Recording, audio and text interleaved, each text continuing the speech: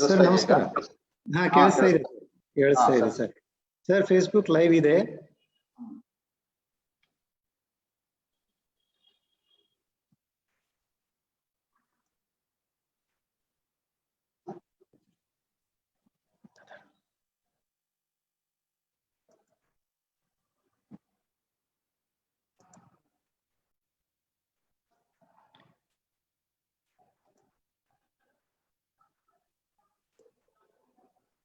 ಶುರು ಮಾಡದ? ಹಾ ಸರ್ ಶುರುವಾಗಿದೆ ಸರ್, ಒಂದ್ 5 ನಿಮಿಷ. ಅಲ್ಲ ಇದು ಜಸ್ಟ್ ಇನ್ನು ಜಾಯ್ನ್ ಆಗ್ತಿದಾರಲ್ಲ? ಹಾ ಎಸ್ ಸರ್, ಒಂದ್ 2-3 ನಿಮಿಷ ಸರ್ ಸ್ಟಾರ್ಟ್ ಆಗತ್ತೆ. ಆಯ್ತು, ಜಾಯ್ನ್ ಆಗಿ 5 ನಿಮಿಷ ನೋಡಿ, ಜಾಯ್ನ್ ಆಗ್ಲಿಕ್ಕೆ ಕೆಲವ್ರಿಗೆ ಸಮಯ ಬೇಕಾಗುತ್ತೆ. ಸರಿ ಸರ್, ನಮಸ್ಕಾರ. ನಮಸ್ತೆ ನಮಸ್ತೆ. ನಮಸ್ಕಾರ ಸರ್. ರಾಮಚಂದ್ರ ಗೌಡ್ರು ಬಂದ್ರ? ಸರ್ ನಮಸ್ಕಾರ. ಸರ್ ವಾಯ್ಸ್ ನಮಸ್ತೆ ಸರ್ ನಮಸ್ಕಾರ ಸರ್. ನಮಸ್ಕಾರ ಸರ್. ನಮಸ್ಕಾರ.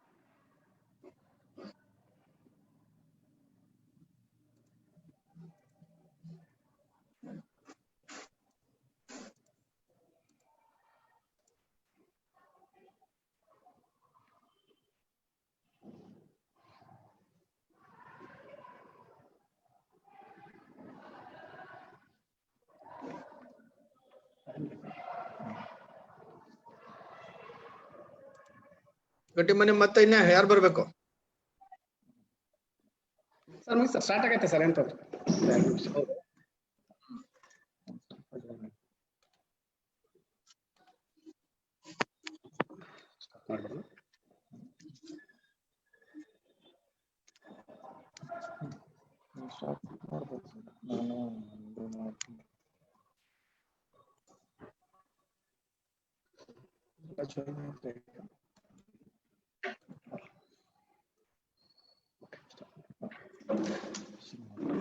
ಸರ್ ಸ್ಟಾರ್ಟ್ ಮಾಡೋಣ ಸರ್ ಆಗ್ಬಹುದು. ರಾಣಿ ಚೆನ್ನಮ್ಮ ವಿಶ್ವವಿದ್ಯಾಲಯ ಬೆಳಗಾವಿ, ಪಂಡಿತ ದೀನದಯಾಳ್ ಉಪಾಧ್ಯಾಯ ಅಧ್ಯಯನ ಪೀಠ ಮತ್ತು ಭಾರತೀಯ ಶಿಕ್ಷಣ ಮಂಡಲ ಉತ್ತರ ಪ್ರಾಂತ ಇವರ ಸಂಯೋಗದಲ್ಲಿ ವಿಶೇಷ ಉಪನ್ಯಾಸ ಕಾರ್ಯಕ್ರಮ ಏಕಾತ್ಮ ಮಾನವ ದರ್ಶನ ಮತ್ತು ಆತ್ಮನಿರ್ಭರ ಭಾರತ. ಈ ಕಾರ್ಯಕ್ರಮದಲ್ಲಿ ಭಾಗವಹಿಸಿದ ಎಲ್ಲರಿಗೂ ನಮಸ್ಕಾರಗಳನ್ನು ತಿಳಿಸುತ್ತಾ, ವಿಶೇಷವಾಗಿ ನಮ್ಮ ವಿಶ್ವವಿದ್ಯಾಲಯದ ಕುಲಪತಿಗಳಾದ ಪ್ರೊಫೆಸರ್ ರಾಮಚಂದ್ರಗೌಡ ಸರ್ ಅವರು, ಕುಲ ಸಚಿವರಾದ ಪ್ರೊಫೆಸರ್ ಬಸವರಾಜ್ ಪದ್ಮಶಾಲಿ ಸರ್ ಅವರು, ಪ್ರೊಫೆಸರ್ ಎಸ್ ಎಂ ಮುರಕಾಳಿ ಸರ್ ಕುಲ ಸಚಿವರು ಮೌಲ್ಯಮಾಪನ, ಹಣಕಾಸು ಅಧಿಕಾರಿಗಳಾದ ಪ್ರೊಫೆಸರ್ ಡಿ.ಎನ್. ಪಾಟೀಲ್ ಈ ಕಾರ್ಯಕ್ರಮದಲ್ಲಿ ಭಾಗಿಯಾಗಿದ್ದಾರೆ. ಭಾರತೀಯ ಶಿಕ್ಷಣ ಮಂಡಲದ ಉತ್ತರ ಪ್ರಾಂತದ ಅಧ್ಯಕ್ಷರಾದ ಡಾಕ್ಟರ್ ಸತೀಶ್ ಜಿಗಜಿನಿ ಸರ್ ಅವರು ಕೂಡ ಈ ಕಾರ್ಯಕ್ರಮದಲ್ಲಿ ಭಾಗಿಯಾಗಿದ್ದಾರೆ. ತಮಗೆಲ್ಲರಿಗೂ ಸ್ವಾಗತವನ್ನ ಬಯಸ್ತಾ ಈ ಕಾರ್ಯಕ್ರಮವನ್ನ ಪ್ರಾರಂಭ ಮಾಡ್ತಾ ಇದ್ದೀವಿ. ಪ್ರೊಫೆಸರ್ ನಮ್ಮ ವಿಶ್ವವಿದ್ಯಾಲಯದ ಕುಲ ಸಚಿವರಾದ ಪ್ರೊಫೆಸರ್ ಬಸವರಾಜ್ ಪದ್ಮಶಾಲಿ ಸರ್ ಅವರು ಸ್ವಾಗತಿಸಿ ಪ್ರಾಸ್ತಾವಿಕವಾಗಿ ಮಾತನಾಡಲು ಅವರನ್ನ ವಿನಂತಿಸಿಕೊಳ್ತೇನೆ.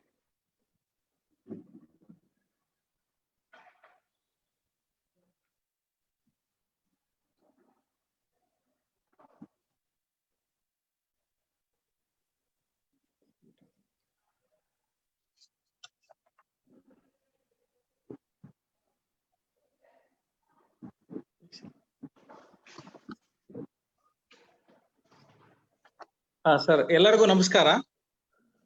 ರಾಣಿ ಚೆನ್ನಮ್ಮ ವಿಶ್ವವಿದ್ಯಾಲಯ, ಇಲ್ಲಿನ ಪಂಡಿತ್ ದೀನ್ ದಯಾಳ್ ಉಪಾಧ್ಯಾಯ ಅಧ್ಯಯನ ಪೀಠ ಮತ್ತು ಭಾರತೀಯ ಶಿಕ್ಷಣ ಮಂಡಳ ಇವರ ಸಹಯೋಗದಲ್ಲಿ ನಡೀತಾ ಇರತಕ್ಕಂತ ವಿಶೇಷ ಉಪನ್ಯಾಸ ಕಾರ್ಯಕ್ರಮಕ್ಕೆ ತಮ್ಮೆಲ್ಲರಿಗೂ ಆತ್ಮೀಯವಾದಂತ ಸ್ವಾಗತವನ್ನ ಕೋರ್ತಾ ಇದ್ದೇನೆ. ಮತ್ತೊಮ್ಮೆ ಈ ಕಾರ್ಯಕ್ರಮದ ಅಧ್ಯಕ್ಷತೆಯನ್ನು ವಹಿಸಿರ್ತಕ್ಕಂತ ಪ್ರೊಫೆಸರ್ ಎಂ ರಾಮಚಂದ್ರಗೌಡ ಮಾನ್ಯ ಕುಲಪತಿಗಳು, ನಮ್ಮ ವಿಶ್ವವಿದ್ಯಾಲಯ ಇವರಿಗೆ ತಮ್ಮೆಲ್ಲರ ಪರವಾಗಿ ಆತ್ಮೀಯವಾದ ಸ್ವಾಗತವನ್ನ ಕೋರ್ತಾ ಇದ್ದೇನೆ. ಅದೇ ತರನಾಗಿ ಈ ಕಾರ್ಯಕ್ರಮದ ಮುಖ್ಯ ಕೇಂದ್ರ ಬಿಂದುಗಳಾದಂತ ಉಪನ್ಯಾಸವನ್ನ ನೀಡ್ತಾ ಇರತಕ್ಕಂತ ಶ್ರೀ ಶಂಕರಾನಂದ್ ಜಿ, ಭಾರತೀಯ ಶಿಕ್ಷಣ ಮಂಡಲ್ ರಾಷ್ಟ್ರೀಯ ಸಹ ಸಂಘಟನಾ ಕಾರ್ಯದರ್ಶಿ ಇವರಿಗೂ ಕೂಡ ಆತ್ಮೀಯವಾದಂತ ಸ್ವಾಗತವನ್ನ ಕೋರ್ತಾ ಇದ್ದೇನೆ. ಈ ಕಾರ್ಯಕ್ರಮವನ್ನು ಯಶಸ್ವಿಯಾಗಿ ಆರ್ಗನೈಸ್ ಮಾಡ್ಲಿಕ್ಕೆ ಶ್ರಮ ಪಟ್ಟಿರ್ತಕ್ಕಂತ ಡಾಕ್ಟರ್ ಪ್ರಕಾಶ್ ಎಸ್ ಕಟ್ಟಿಮನಿ, ಸಂಯೋಜಕರು, ಪಂಡಿತ್ ದೀನ್ ದಯಾಳ್ ಅಧ್ಯಯನ ಪೀಠ, ಹಾಗೂ ಡಾಕ್ಟರ್ ಸತೀಶ್ ಜಿಗಜನ್ನಿ, ಅಧ್ಯಕ್ಷರು, ಭಾರತೀಯ ಶಿಕ್ಷಣ ಮಂಡಲ್ ಕರ್ನಾಟಕ ಉತ್ತರ, ಇವರಿಗೂ ಕೂಡ ಆತ್ಮೀಯವಾದಂತ ಸ್ವಾಗತವನ್ನು ಕೋರ್ತಾ ಇದ್ದೇನೆ. ಇದ್ರ ಜೊತೆನಲ್ಲಿ ತಮ್ಮೆಲ್ಲರಿಗೂ ಕೂಡ ಈ ಕಾರ್ಯಕ್ರಮಕ್ಕೆ ಆತ್ಮೀಯವಾದ ಸ್ವಾಗತವನ್ನ ಕೋರ್ತಾ ಇದ್ದೇನೆ. ಪ್ರಾಸ್ತಾವಿಕವಾಗಿ ನಾನು ಈ ಪಂಡಿತ್ ದೀನ್ ದಯಾಳ್ ಅಧ್ಯಯನ ಪೀಠದ ಪರವಾಗಿ ಕೆಲವೊಂದು ನುಡಿಗಳನ್ನ ಆಡ್ಲಿಕ್ಕೆ ಇಷ್ಟಪಡ್ತೀನಿ. ಪಂಡಿತ್ ದೀನ್ ದಯಾಳ್ ಅಧ್ಯಯನ ಪೀಠ ಭಾರತ ಸರ್ಕಾರದ ಸಂಸ್ಕೃತಿ ಸಚಿವಾಲಯದ ಅನುದಾನದಲ್ಲಿ ನಡೆಯುವ ಪೀಠವಾಗಿದೆ. ಪಂಡಿತ್ ದೀನ್ ದಯಾಳ್ ಅಧ್ಯಯನ ಪೀಠ 2017ರಲ್ಲಿ ರಾಣಿ ಚೆನ್ನಮ್ಮ ವಿಶ್ವವಿದ್ಯಾಲಯದಲ್ಲಿ ಪ್ರಾರಂಭವಾಯಿತು. ಕೇಂದ್ರದ ಸಂಸ್ಕೃತಿ ಸಚಿವಾಲಯವು ಇದಕ್ಕೆ ಒಟ್ಟು 5.78 ಕೋಟಿ ರೂಪಾಯಿಗಳ ಅನುದಾನವನ್ನ ಕೊಟ್ಟಿರ್ತದೆ. 5.78 ಕೋಟಿ ರು ಇದು ಭದ್ರತಾ ಠೇವಣಿಯಾಗಿದೆ. ಇದರ ಬಡ್ಡಿಯ ರೂಪದಲ್ಲಿ ಬರುವ ಹಣದಲ್ಲಿ ಈ ಅಧ್ಯಯನ ಪೀಠದ ಚಟುವಟಿಕೆಗಳನ್ನ ನಡೆಸ್ತಾ ಇದ್ದೇವೆ. ಮಾನ್ಯ ಪಂಡಿತ್ ದೀನ್ ದಯಾಳ್ ಉಪಾಧ್ಯಾಯ ಅವರ ಜೀವನದ ಮೌಲ್ಯಗಳು, ತತ್ವಗಳು, ಅವರ ಹೋರಾಟದ ಬದುಕು ಮತ್ತು ನವ ಭಾರತದ ನಿರ್ಮಾಣಕ್ಕಾಗಿ ಅವರು ಇಟ್ಟುಕೊಂಡಿರುವ ಉದ್ದೇಶಗಳನ್ನು ಇಂದಿನ ಯುವ ಪೀಳಿಗೆಗೆ ಪರಿಚಯಿಸುವುದು ಹಾಗೂ ಅವರನ್ನು ಮೋಟಿವೇಟ್ ಉತ್ತೇಜಿಸುವುದು ಈ ಅಧ್ಯಯನ ಪೀಠದ ಮೊದಲ ಗುರಿಯಾಗಿದೆ. ಇಡೀ ಜಗತ್ತಿಗೆ ಚಿರಪರಿಚಿತವಾದಂತ ಅವರ ಇಂಟೆಗ್ರಲ್ ಹ್ಯುಮ್ಯಾನಿಸಂ, ಏಕತಾ ಮಾನವತಾವಾದ ಅಂತ ನಾವೇನ್ ಹೇಳ್ತಿದೀವಿ, ಅದರ ಕುರಿತಾಗಿ ಕನ್ನಡದಲ್ಲಿ ಪುಸ್ತಕಗಳನ್ನ, ಲೇಖನಗಳನ್ನ ಹೊರತರುವ ಕಾರ್ಯ ಈಗಾಗಲೇ ಪ್ರಾರಂಭಿಸಲಾಗಿದೆ. ಇವರ ಕುರಿತಾಗಿ ಕನ್ನಡದಲ್ಲಿ ಪುಸ್ತಕಗಳು ತುಂಬಾ ಕಡಿಮೆ ಇರುವುದರಿಂದ ಹೆಚ್ಚಿನ ಪುಸ್ತಕಗಳು ಕನ್ನಡಕ್ಕೆ ಅನುವಾದಿಸುವ ಕೆಲಸ ಆಗ್ಬೇಕಾಗಿದೆ. ಈಗಾಗಲೇ ಪಂಡಿತ್ ದೀನ್ ದಯಾಳ್ ಉಪಾಧ್ಯಾಯರ ಕುರಿತಾಗಿ ಅನೇಕ ವಿಚಾರ ಸಂಕಿರಣಗಳನ್ನ, ಉಪನ್ಯಾಸ ಕಾರ್ಯಕ್ರಮಗಳನ್ನ ವಿಶ್ವವಿದ್ಯಾಲಯದಲ್ಲಿ ಈಗಾಗಲೇ ನಡೆಸಲಾಗಿದೆ.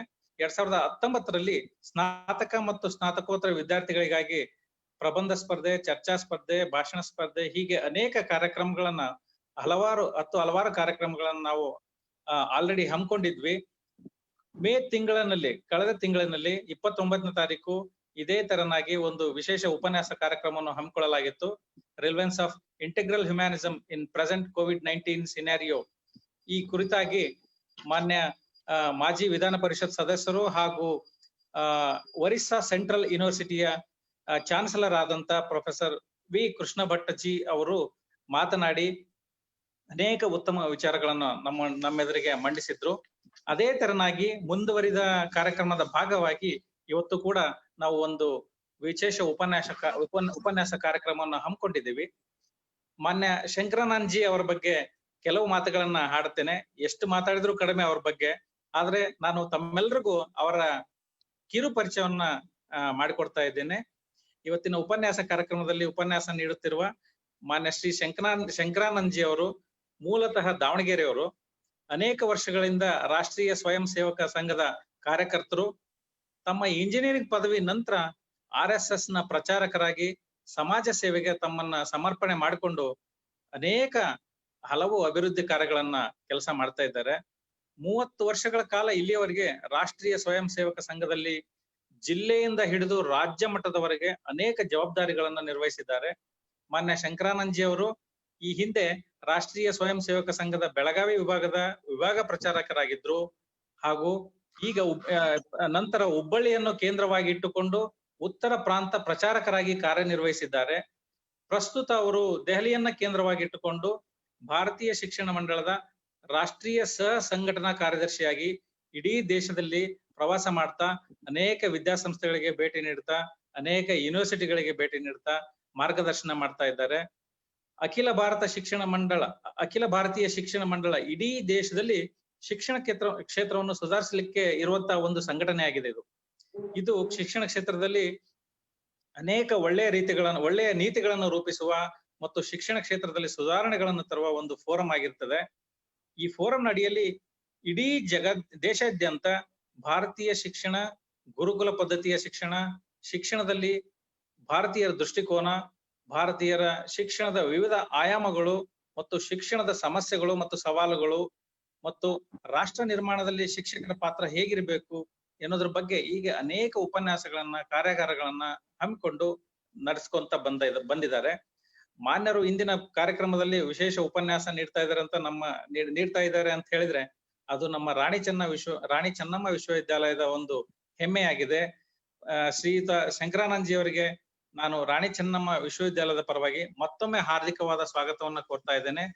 ಜೊತೆಗೆ ಅವರಿಗೆ ಪಂಡಿತ್ ದೀನ್ ದಯಾಳ್ ಅಧ್ಯಯನ ಪೀಠ, ರಾಣಿ ಚೆನ್ನಮ್ಮ ಯೂನಿವರ್ಸಿಟಿ ಬೆಳಗಾವಿ ಕಡೆಯಿಂದ ಹೃತ್ಪೂರ್ವಕವಾದ ಅಭಿನಂದನೆಗಳನ್ನು ಸಲ್ಲಿಸ್ತಾ ಇದ್ದೇನೆ.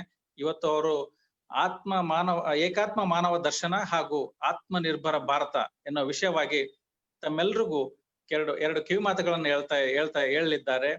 ರಾಣಿ ಚೆನ್ನಮ್ಮ ವಿಶ್ವವಿದ್ಯಾಲಯದ ಪರವಾಗಿ ಮತ್ತೊಮ್ಮೆ ಅವರಿಗೆ ಸ್ವಾಗತ ಕೋರ್ತಾ ಅವರು ವಿಶೇಷ ಉಪನ್ಯಾಸವನ್ನ ನೀಡಬೇಕು ಅಂತ ದೈನಂದಿನವಾಗಿ ಕೇಳ್ಕೊಳ್ತಾ ಇದ್ದೀನಿ. Thank you sir.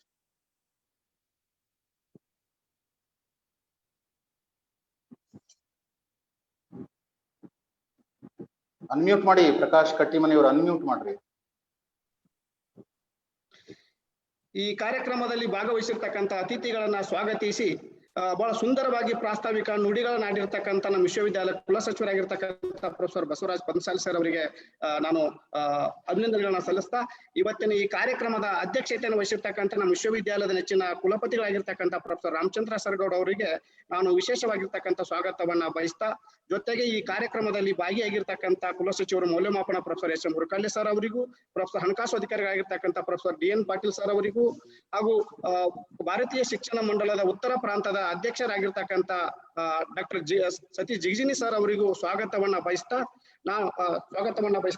ಈಗ ಏಕಾತ್ಮ ಮಾನವ ದರ್ಶನ ಮತ್ತು ಆತ್ಮನಿರ್ಭರ ಭಾರತ ವಿಷಯವಾಗಿ ಮಾತನಾಡಲಿಕ್ಕೆ ಶ್ರೀಯುತ ಶಂಕರಾನಂದಜಿ ಅವರನ್ನ ನಾನು ವಿನಂತಿಸಿಕೊಳ್ತೇನೆ.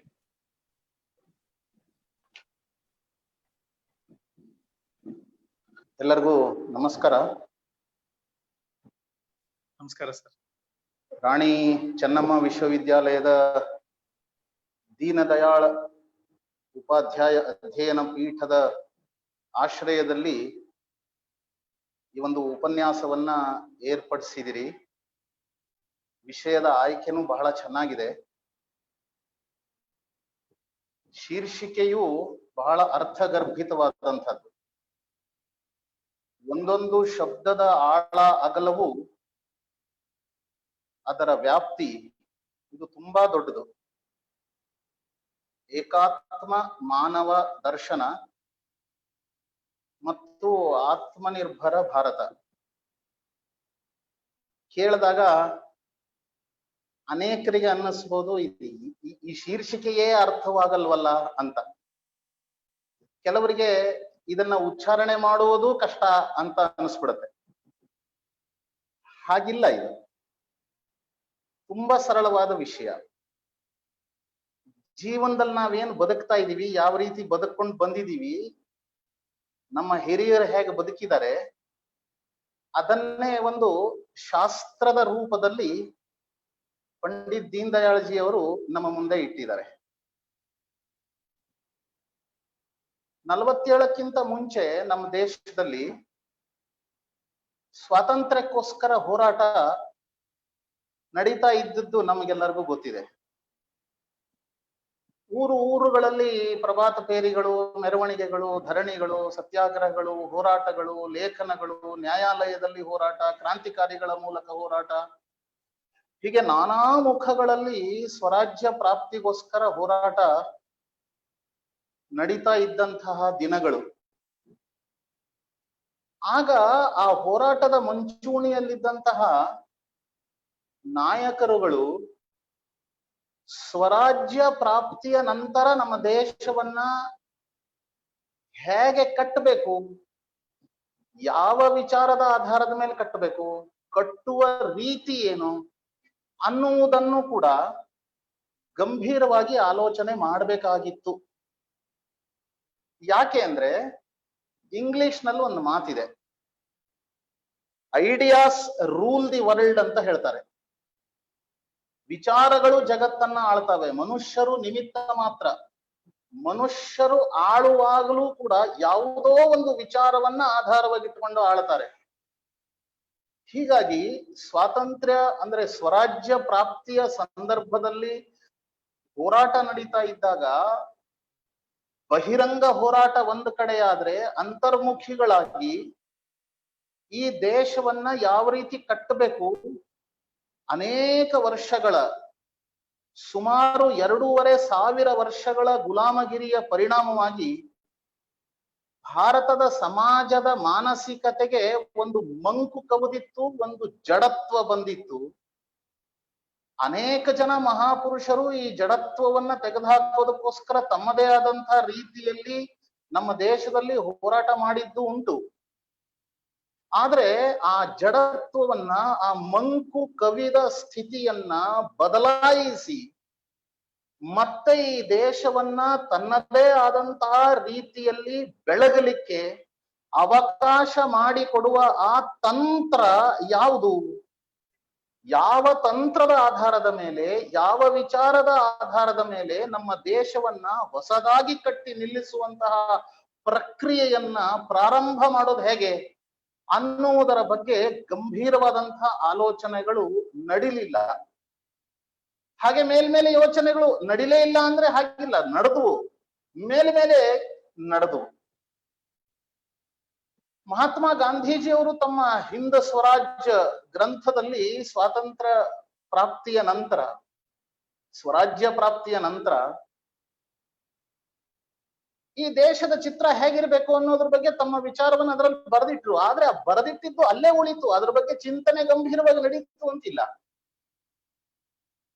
ಲೋಕಮಾನ್ಯ ಬಾಲಗಂಗಾಧರ ತಿಲಕರು ಸಹ ತಮ್ಮ ಗೀತಾ ರಹಸ್ಯ ಗ್ರಂಥದಲ್ಲಿ ಈ ಸ್ವಾಧೀನತೆಯ ಆಂದೋಲನ, ಅದರ ತಾತ್ವಿಕ ವಿವೇಚನೆಯನ್ನು ಮಾಡಿದ್ರು. ಆದ್ರೆ ಗಂಭೀರವಾದಂತಹ ಚಿಂತನೆಗಳು ನಡಿಲೇ ಇಲ್ಲ. ಈ ಗಂಭೀರವಾದಂತಹ ಚಿಂತನೆಗಳು ನಡೆಯದೇ ಇದ್ದದ್ದರ ಪರಿಣಾಮವಾಗಿ ಎಲ್ಲರ ಮನಸ್ಸಿನಲ್ಲಿ ಒಂದೇ ಇತ್ತು, ಈಗ ಸದ್ಯಕ್ಕೆ ನಾವು ಸ್ವರಾಜ್ಯವನ್ನ ಗಳಿಸೋಣ, ಬ್ರಿಟಿಷರನ್ನ ಭಾರತದಿಂದ ಓಡಿಸೋಣ, ಅದಾದ್ಮೇಲೆ ನಮ್ಮ ಮನೆ ಹೇಗಿರ್ಬೇಕು ಅನ್ನುವುದನ್ನ, ಅದರ ಸಂರಚನೆ ಹೇಗಿರ್ಬೇಕು, ಅದರ ಸ್ಟ್ರಕ್ಚರ್ ಹೇಗಿರ್ಬೇಕು ಅನ್ನೋದನ್ನ ಸ್ವರಾಜ್ಯ ನಮ್ ಕೈಗೆ ಬಂದ್ಮೇಲೆ ಯೋಚನೆ ಮಾಡೋಣ ಅಂತ ಎಲ್ಲರದು ಒಂದು ಸಮಾನವಾದಂತಹ ಅಭಿಪ್ರಾಯ ಇತ್ತು. ಆಗ್ಲಿ ಒಪ್ಪೋಣ, ಸ್ವರಾಜ್ಯದ ಹೋರಾಟದ ಸಂದರ್ಭದಲ್ಲಿ ಇದೆಲ್ಲ ಯೋಚನೆ ಮಾಡೋದಕ್ಕೆ ಅವಕಾಶಗಳು ಇರಲಿಲ್ಲ ಅನ್ನುವುದನ್ನು ಪ್ರಾಂಜಲ ಮನಸ್ಸಿನಿಂದ ನಾವು ಒಪ್ಪೋಣ. ಆದ್ರೆ ಸ್ವರಾಜ್ಯ ಪ್ರಾಪ್ತಿಯ ನಂತರವಾದ್ರೂ ಇದು ಕೆಲಸ ಆಯ್ತಾ?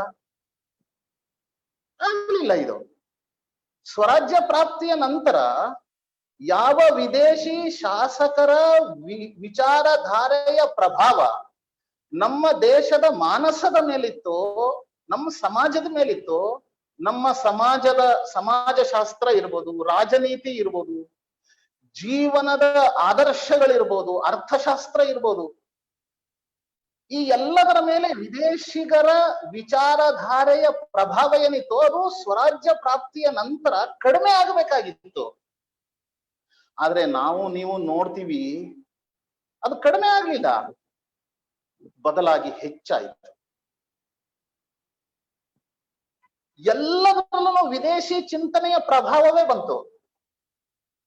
ನಮ್ಮ ದೇಶವನ್ನ ಕಟ್ಟುವಾಗ ಯಾವ ನೀತಿಗಳನ್ನ ಅನುಸರಿಸಬೇಕಾಗಿತ್ತೋ ಜೀವನದ ಎಲ್ಲಾ ಕ್ಷೇತ್ರಗಳಲ್ಲೂ, ಅದು ಕೃಷಿ ನೀತಿ ಇರ್ಬೋದು, ಅದು ಶಿಕ್ಷಣ ನೀತಿ ಇರ್ಬೋದು, ಅದು ಅರ್ಥ ನೀತಿ ಇರ್ಬೋದು, ಅದು ವಿಜ್ಞಾನದ ನೀತಿ ಇರ್ಬೋದು, ಈ ಎಲ್ಲಾ ನೀತಿಗಳ ಮೇಲೆ ವಿದೇಶಿ ಶಾಸಕರ ವಿಚಾರಧಾರೆಯ ಪ್ರಭಾವ ಇನ್ನಷ್ಟು ಆಳವಾಗಿ ಆಗ್ಲಿಕ್ಕೆ ಶುರುವಾಯಿತು.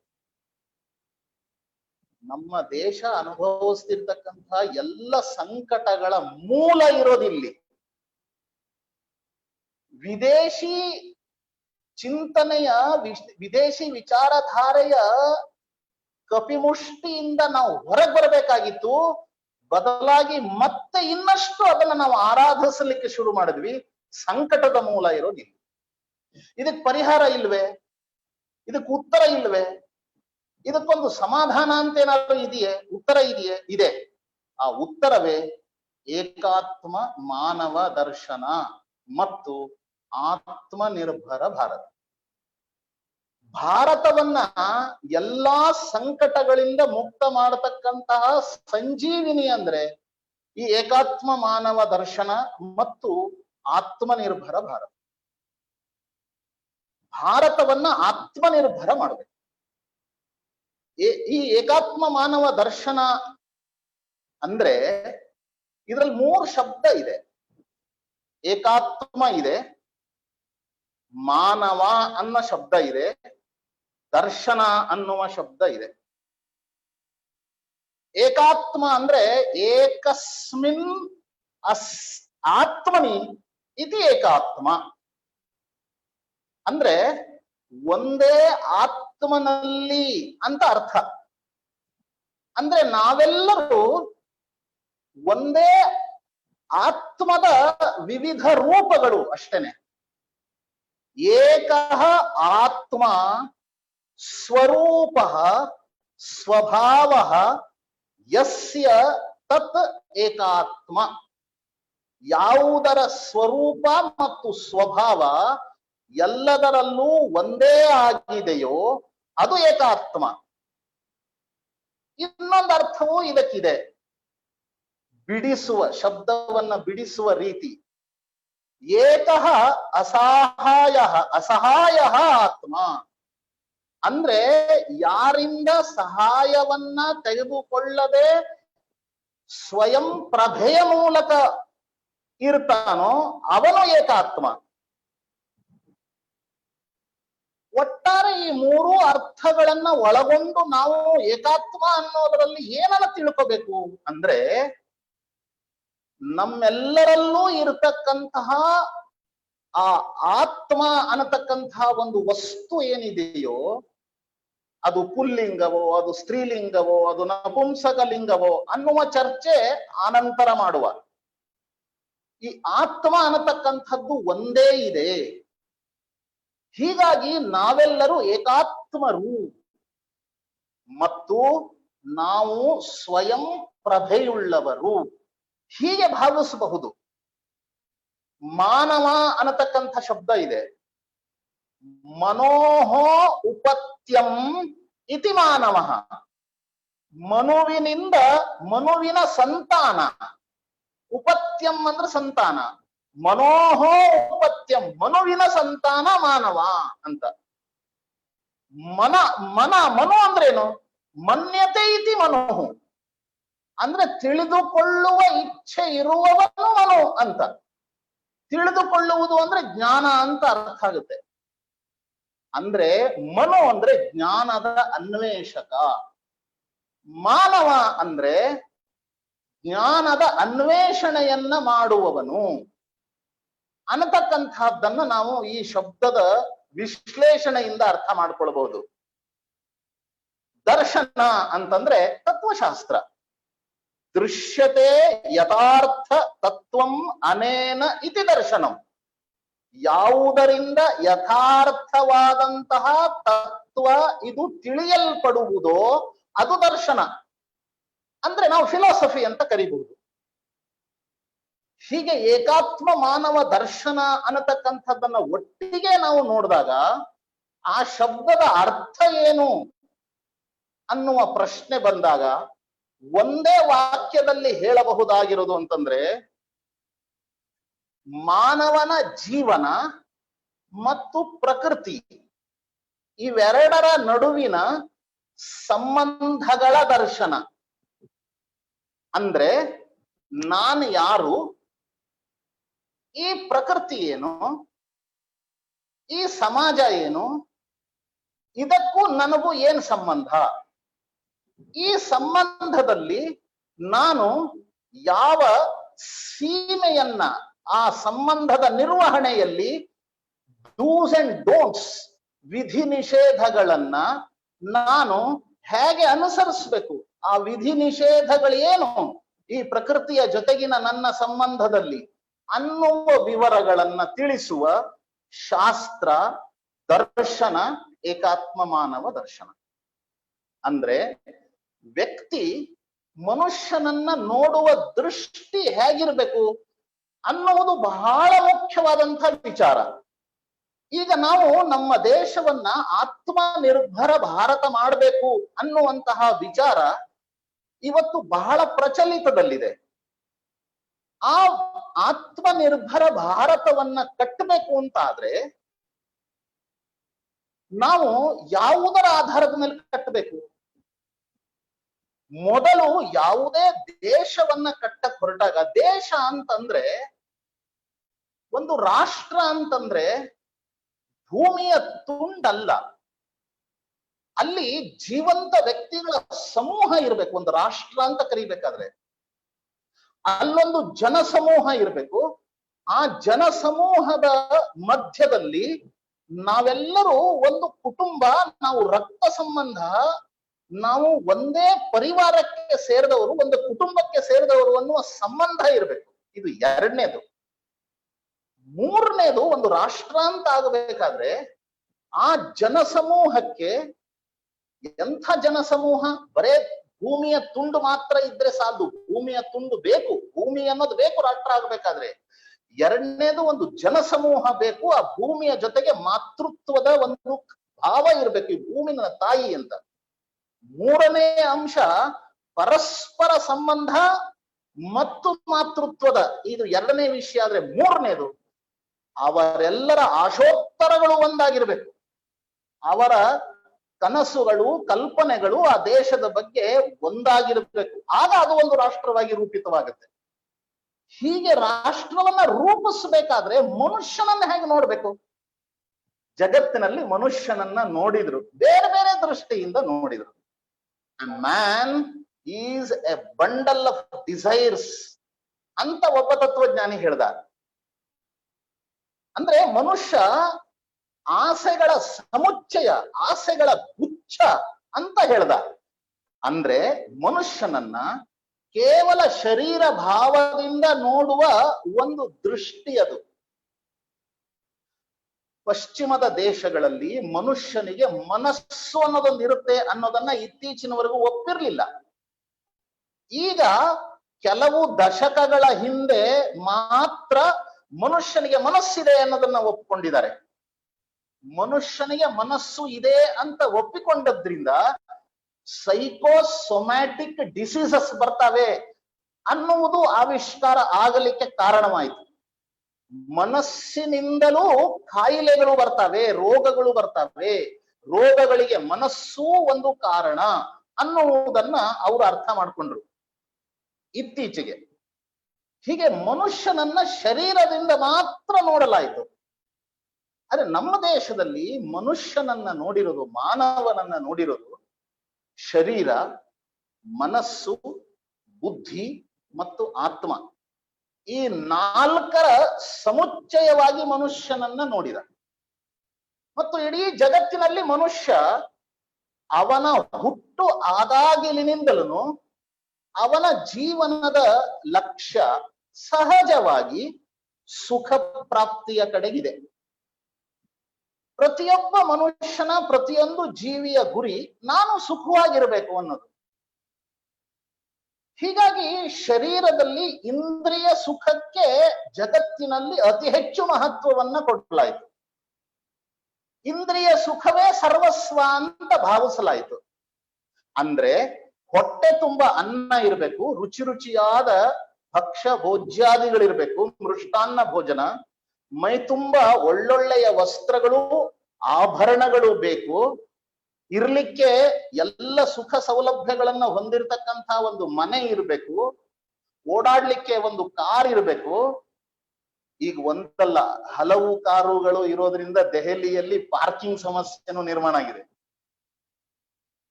ಒಂದು ಮನೆಯಲ್ಲಿ ಸರಾಸರಿ 3 ಕಾರುಗಳಿದೆ ದಿಲ್ಲಿನಲ್ಲಿ, ಈಗ ನಿಲ್ಸೋದೇ ಕಷ್ಟ. ಹೀಗಾಗಿ ಕಾರುಗಳು ಬೇಕು. ಅದ್ರ ಜೊತೆಗೆ ಸಮಾಜದಲ್ಲಿ ಒಂದು ಪ್ರತಿಷ್ಠೆ ಬೇಕು, ಅಧಿಕಾರ ಬೇಕು. ಇದನ್ನ ಸುಖ ಅನ್ನತಕ್ಕಂಥದ್ದನ್ನ ಭಾವಿಸಿದ್ರು.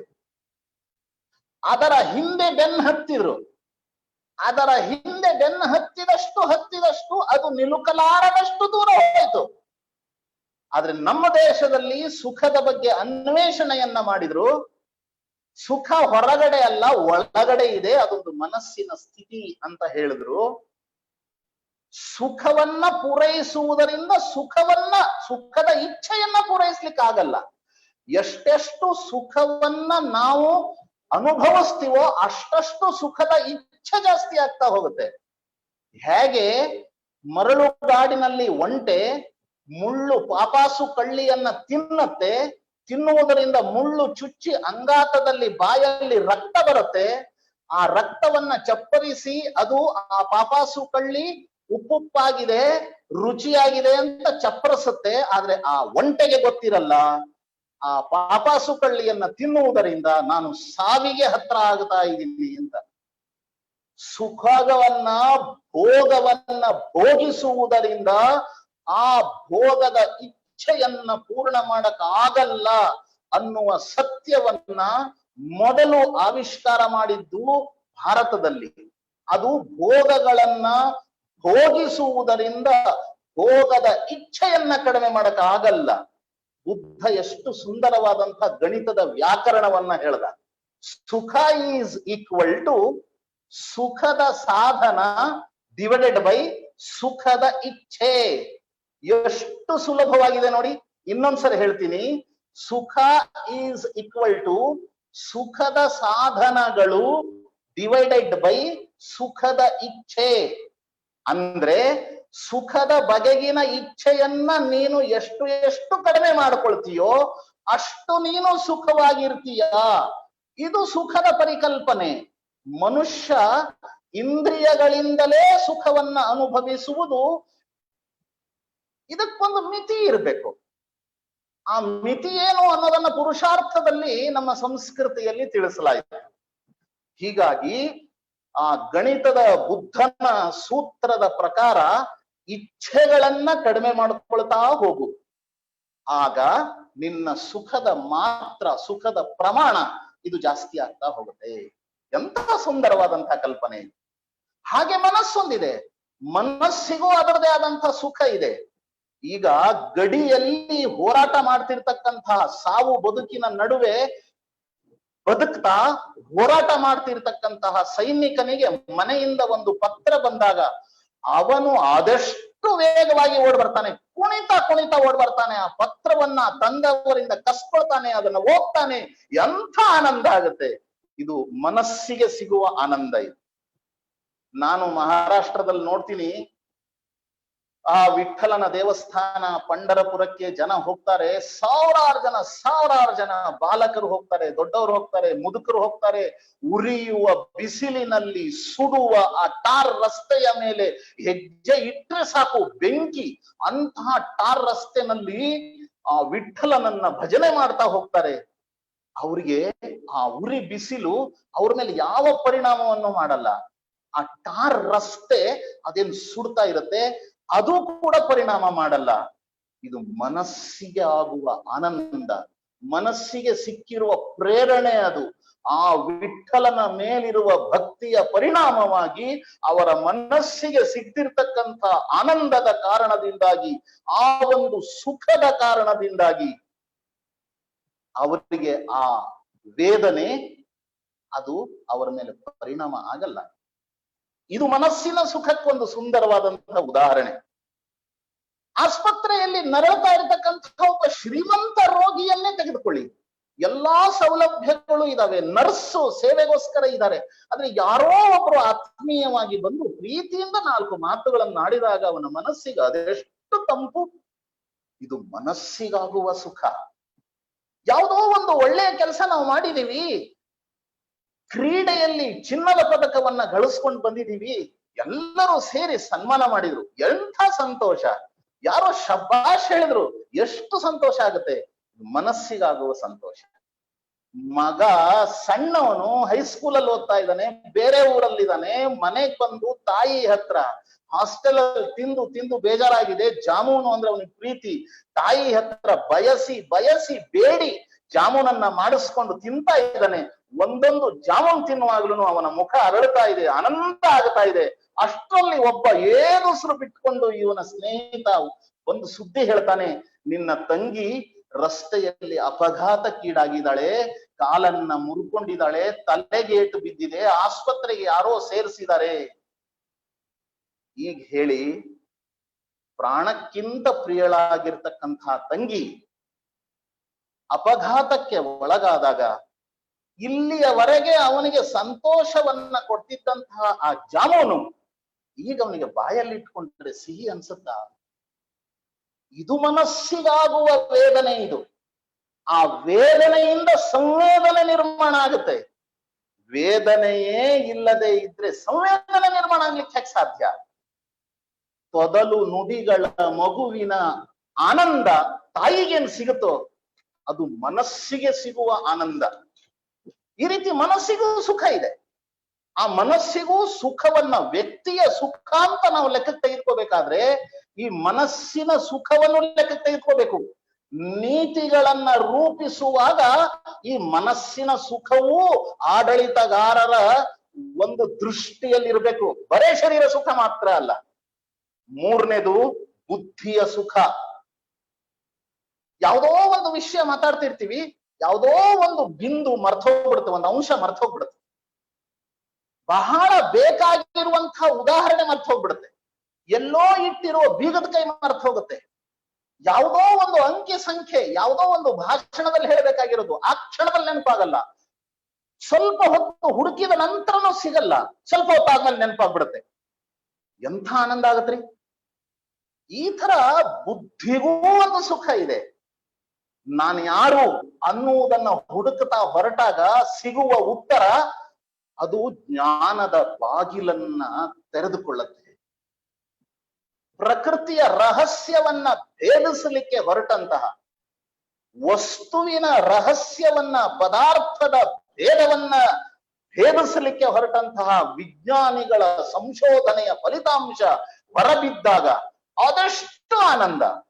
ಮಂಗಳಯಾನ ಮೊದಲ ಪ್ರಯತ್ನದಲ್ಲೇನೆ ಯಶಸ್ಸನ್ನ ಕಂಡಾಗ ಹಗಲು ರಾತ್ರಿ ಬುದ್ಧಿಯನ್ನ ಖರ್ಚು ಮಾಡಿ ರಾಷ್ಟ್ರದ ಗೌರವವನ್ನ ಹೆಚ್ಚು ಮಾಡೋದಕ್ಕೆ ಹಗಲಿರುಳು ಕೆಲಸ ಮಾಡಿದಂತಹ ಆ ವಿಜ್ಞಾನಿಗಳ ಮುಖದಲ್ಲಿ ಅದೆಂತಹ ಗೆಲುವು, ಆನಂದ!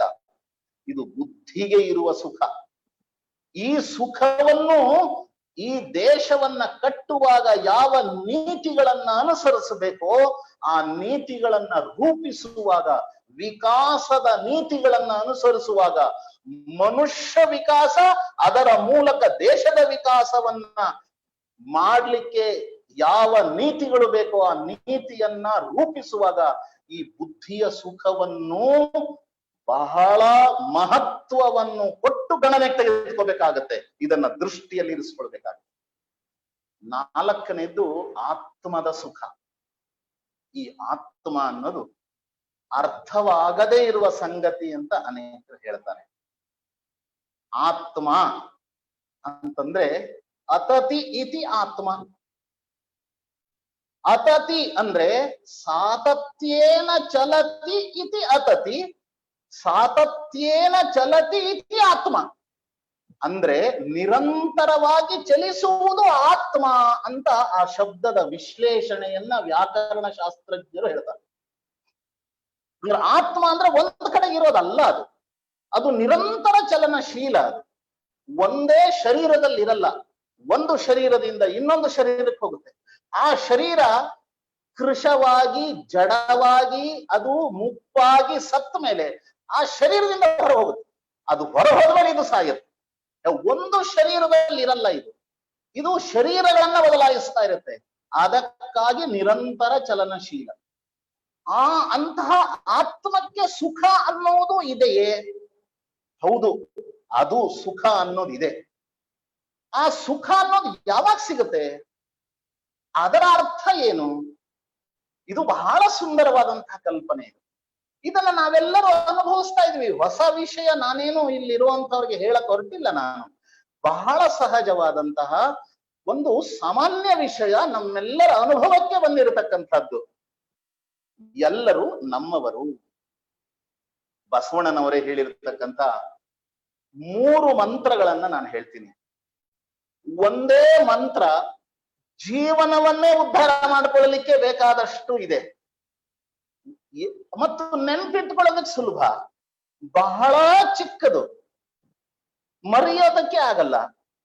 ಅದರಲ್ಲಿ ಮೊದಲನೇದು ಎಲ್ಲರೂ ನಮ್ಮವರು.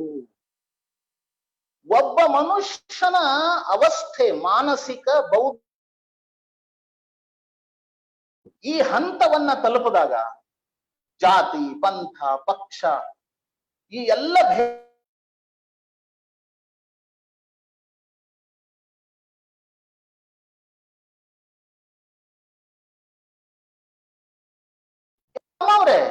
ಹೇಗೆ ಏಕಾತ್ಮ ಭಾವ ಅಂತ ನಾನು ಹೇಳಿದ್ನೋ, ಇದೇ ಏಕಾತ್ಮ ಭಾವ. ಎಲ್ಲರಲ್ಲೂ ನನ್ನನ್ನ ಕಾಣು. ಎಲ್ಲರಲ್ಲೂ ನನ್ನನ್ನ ಕಂಡಾಗ ಅವರಿಗಾಗುವ ನೋವು ನನಗಾಗತ್ತೆ, ವೇದನೆ ಆಗುತ್ತೆ. ನನ್ನ ಜೊತೆಗೆ ಒಡ ಹುಟ್ಟಿದ ಅಕ್ಕ ತಂಗಿಯರು, ಅಣ್ಣ ತಮ್ಮಂದರಿಗಾಗುವ ವೇದನೆಯಿಂದ ನಾನೆಷ್ಟು ದುಃಖ ಪಡ್ತೀನೋ ಅವರಿಗಾಗುವ ಕಷ್ಟದಿಂದ, ಅಷ್ಟೇ ಬೇರೆಯವರಿಗಾದಾಗ್ಲೂ ನಾನು ಕಷ್ಟಪಡ್ತೀನ. ಈ ವೇದನೆಯನ್ನ ವಿಸ್ತರಿಸಿಕೊಳ್ಳಬೇಕು. ಇದು ಆತ್ಮದ ಸುಖವನ್ನ ಪಡೆಯುವ ದಾರಿ. ರಾಮಕೃಷ್ಣ ಪರಮಹಂಸರು ತಮ್ಮ ಆಶ್ರಮದ ಮುಂದುಗಡೆ ಕುಳಿತುಕೊಂಡಾಗ ತಮ್ಮ ನಿವಾಸದ ಮುಂದೆ ಅಂತ ಕಿರಿಸ್ತಾರೆ. ಶಿಷ್ಯರು ಬಂದು ಏನಾಯ್ತು ಅಂತ ನೋಡಿದಾಗ ಎದೆಯ ಮೇಲೆ ಒಂದು ಕೆಂಪು ಗುರುತಾಗಿರುತ್ತೆ. ನೀವು ಕೂತಲ್ಲೇ ಕೂತಿದ್ದೀರಾ, ನಿಮಗೇನಾಯ್ತು ಇದು ಅಂತ ಕೇಳಿದಾಗ ಅವ್ರು ಹೇಳೋದು, ಕುದುರೆ ಒಂದು ಎಸಳು ಹುಲ್ಲಿನ ಮೇಲೆ ಕಾಲಿಟ್ಟು ಓಡಿ ಹೋಯ್ತು. ಆ ಎಸಳಿಗಾದ ನೋವನ್ನ ಇವರು ಅನುಭವಿಸಿದ್ರು. ಇದು ತಾದಾತ್ಮ್ಯ ಭಾವ, ಇದು ಏಕಾತ್ಮ ಭಾವ. ಸಂತ ಜ್ಞಾನೇಶ್ವರ ದೂರದಲ್ಲಿದ್ದ ಆ ಎಮ್ಮೆಗೆ ಒಬ್ರು ಹೊಡಿತಾ ಇದ್ದಾಗ ಆ ಹೊಡೆತದ ಬಾಸುಂಡೆಗಳು ಇವನ ಬೆನ್ನಿನ ಮೇಲೆ ಬೀಳುತ್ತೆ. ಇದು ಸಂವೇದನೆ. ಈ ಸಂವೇದನೆಯನ್ನ ನಾವು ಬೆಳೆಸ್ಕೊಳ್ಬೇಕಾದಂತ ಅವಶ್ಯಕತೆ ಇದೆ. ಈ ಸಂವೇದನೆ ಬೆಳೆದಾಗ್ಲೇನೆ ಮನುಷ್ಯ ದೊಡ್ಡವನಾಗಿ ಬೆಳಿತಾನೆ. ಎಲ್ಲರೂ ನಮ್ಮವರು, ನನಗಿಂತ ಕಿರಿಯರಿಲ್ಲ. ಈ ಸಣ್ಣ ಸಣ್ಣ 2 ಶಬ್ದಗಳ ಮಂತ್ರಗಳು, ಇದು ಮನುಷ್ಯನ ಜೀವನವನ್ನೇ ಬದಲಾಯಿಸ್ತಕ್ಕಂಥ ಮಂತ್ರಗಳಿವೆ. ನಾನೆಲ್ಲರಿಗಿಂತ ಚಿಕ್ಕವನು, ವಿನಮ್ರ ಭಾವ. ನಾನು ಸಣ್ಣವನು ಅನ್ನುವುದೇ ವಿನಮ್ರ ಭಾವ. ಈ ವಿನಮ್ರ ಭಾವದ ಪರಿಣಾಮವಾಗಿ ಮನುಷ್ಯ ದೊಡ್ಡವನಾಗ್ತಾನೆ. ಆತ್ಮದ ಸುಖವನ್ನ ಅನುಭವಿಸಿ ಅದರಲ್ಲೇ ತಲ್ಲೀನನಾಗುವ ಹಂತವನ್ನ ಅವನು ತಲುಪ್ತಾನೆ. ಇದು ಮನುಷ್ಯನ ಸುಖದ ಪರಾಕಾಷ್ಠೆ. ಹೀಗೆ ಮನುಷ್ಯನ ವಿಕಾಸ ಅಂದಾಗ ಶರೀರ, ಮನ, ಬುದ್ಧಿ ಮತ್ತು ಆತ್ಮಗಳ ವಿಕಾಸವನ್ನ ನಾವು ಗಮನದಲ್ಲಿಟ್ಟುಕೊಂಡು ಮನುಷ್ಯನ ಈ ಒಂದು ಸುಖದ ಆಕಾಂಕ್ಷೆಗಳು, ಶರೀರ, ಮನಸ್ಸು, ಬುದ್ಧಿ ಮತ್ತು ಆತ್ಮದ ಸುಖಗಳನ್ನ, ಆ ಆಕಾಂಕ್ಷೆಗಳನ್ನ ಪೂರೈಸುವ ನೀತಿಗಳಿರ್ಬೇಕು. ಪೂರೈಸುವ ನೀತಿಗಳನ್ನ ರೂಪಿಸುವಾಗ ಅದಕ್ಕೆ ಚೌಕಟ್ಟನ್ನ ಹಾಕಿದ್ರು. ಮನುಷ್ಯನಿಗೆ ಒಂದು ಕಲ್ಪನಾ ಸ್ವಾತಂತ್ರ್ಯ ಇದೆ, ಪ್ರಾಣಿಗಳಿಗಿಲ್ಲ. ಮನುಷ್ಯನ ಈ ಕಲ್ಪನಾ ಸ್ವಾತಂತ್ರ್ಯ ಮತ್ತು ಕರ್ಮ ಸ್ವಾತಂತ್ರ್ಯದ ಪರಿಣಾಮವಾಗಿ ಅವನು ತನ್ನ ಸೀಮೆಯನ್ನ ಮೀರಬಲ್ಲ. ಆ ಮೀರುವುದರಿಂದ ವಿನಾಶವಾಗತ್ತೆ. ವಿನಾಶ ಆಗಬಾರದು ಅಂದ್ರೆ ಚೌಕಟ್ಟಿರ್ಬೇಕು. ನದಿ ಎರಡು ದಂಡೆಗಳ ನಡುವೆ ಹರಿದಾಗ ಮಾತ್ರ ಅದು ಲೋಕಕ್ಕೆ ಉಪಕಾರಿ. ಎರಡು ದಡಗಳ ನಡುವೆ ಅದು ಹರಿಯದೆ ಇದ್ರೆ ಅದೊಂದು ವಿನಾಶಕಾರಿ. ನದಿ ವಿನಾಶ ಸ್ಥಿತಿಯನ್ನ ಅದು ತಲುಪುತ್ತೆ. ಪ್ರವಾಹ ಬಂದು ಇಡೀ ಜೀವನವನ್ನೇ ನಾಶ ಮಾಡಿ ಹಾಕತ್ತೆ. ಅದಕ್ಕೋಸ್ಕರ ನಮ್ಮ ದೇಶದಲ್ಲಿ ಋಷಿಗಳು, ನಮ್ಮ ಸಂಸ್ಕೃತಿಯಲ್ಲಿ ಇದನ್ನ, ಈ 4 ಪುರುಷಾರ್ಥಗಳನ್ನ ಕಣ್ಣು ಮುಂದೆ ಇಟ್ರು. ಅಂದ್ರೆ ಈ ಸುಖಗಳನ್ನ ಪೂರೈಸಲಿಕ್ಕೆ ಶರೀರ, ಮನ, ಬುದ್ಧಿ, ಆತ್ಮಗಳಿಗೆ ಬೇಕಾಗಿರ್ತಕ್ಕಂತಹ ಯಥೋಚಿತವಾದ, ಯೋಗ್ಯವಾದ ಸುಖವನ್ನ ಪೂರೈಸಲಿಕ್ಕೆ ಮನುಷ್ಯ ತನ್ನ ಜೀವನದಲ್ಲಿ ಈ 4 ಪುರುಷಾರ್ಥಗಳನ್ನ ಅನುಷ್ಠಾನಗೊಳಿಸ್ಬೇಕು, ಅದನ್ನ ಜೀವನದಲ್ಲಿ ಅಳವಡಿಸ್ಕೊಳ್ಬೇಕು. ಅಂದ್ರೆ ಕಾಮ ಅಂದ್ರೆ ಇಚ್ಛೆ, ಆ ಇಚ್ಛೆಗಳನ್ನ ಪೂರೈಸಿಕೊಳ್ಳಲಿಕ್ಕೆ ಅರ್ಥದ ಅವಶ್ಯಕತೆ ಇದೆ. ಇದೆರಡನ್ನೂ ಮಾಡಲಿಕ್ಕೆ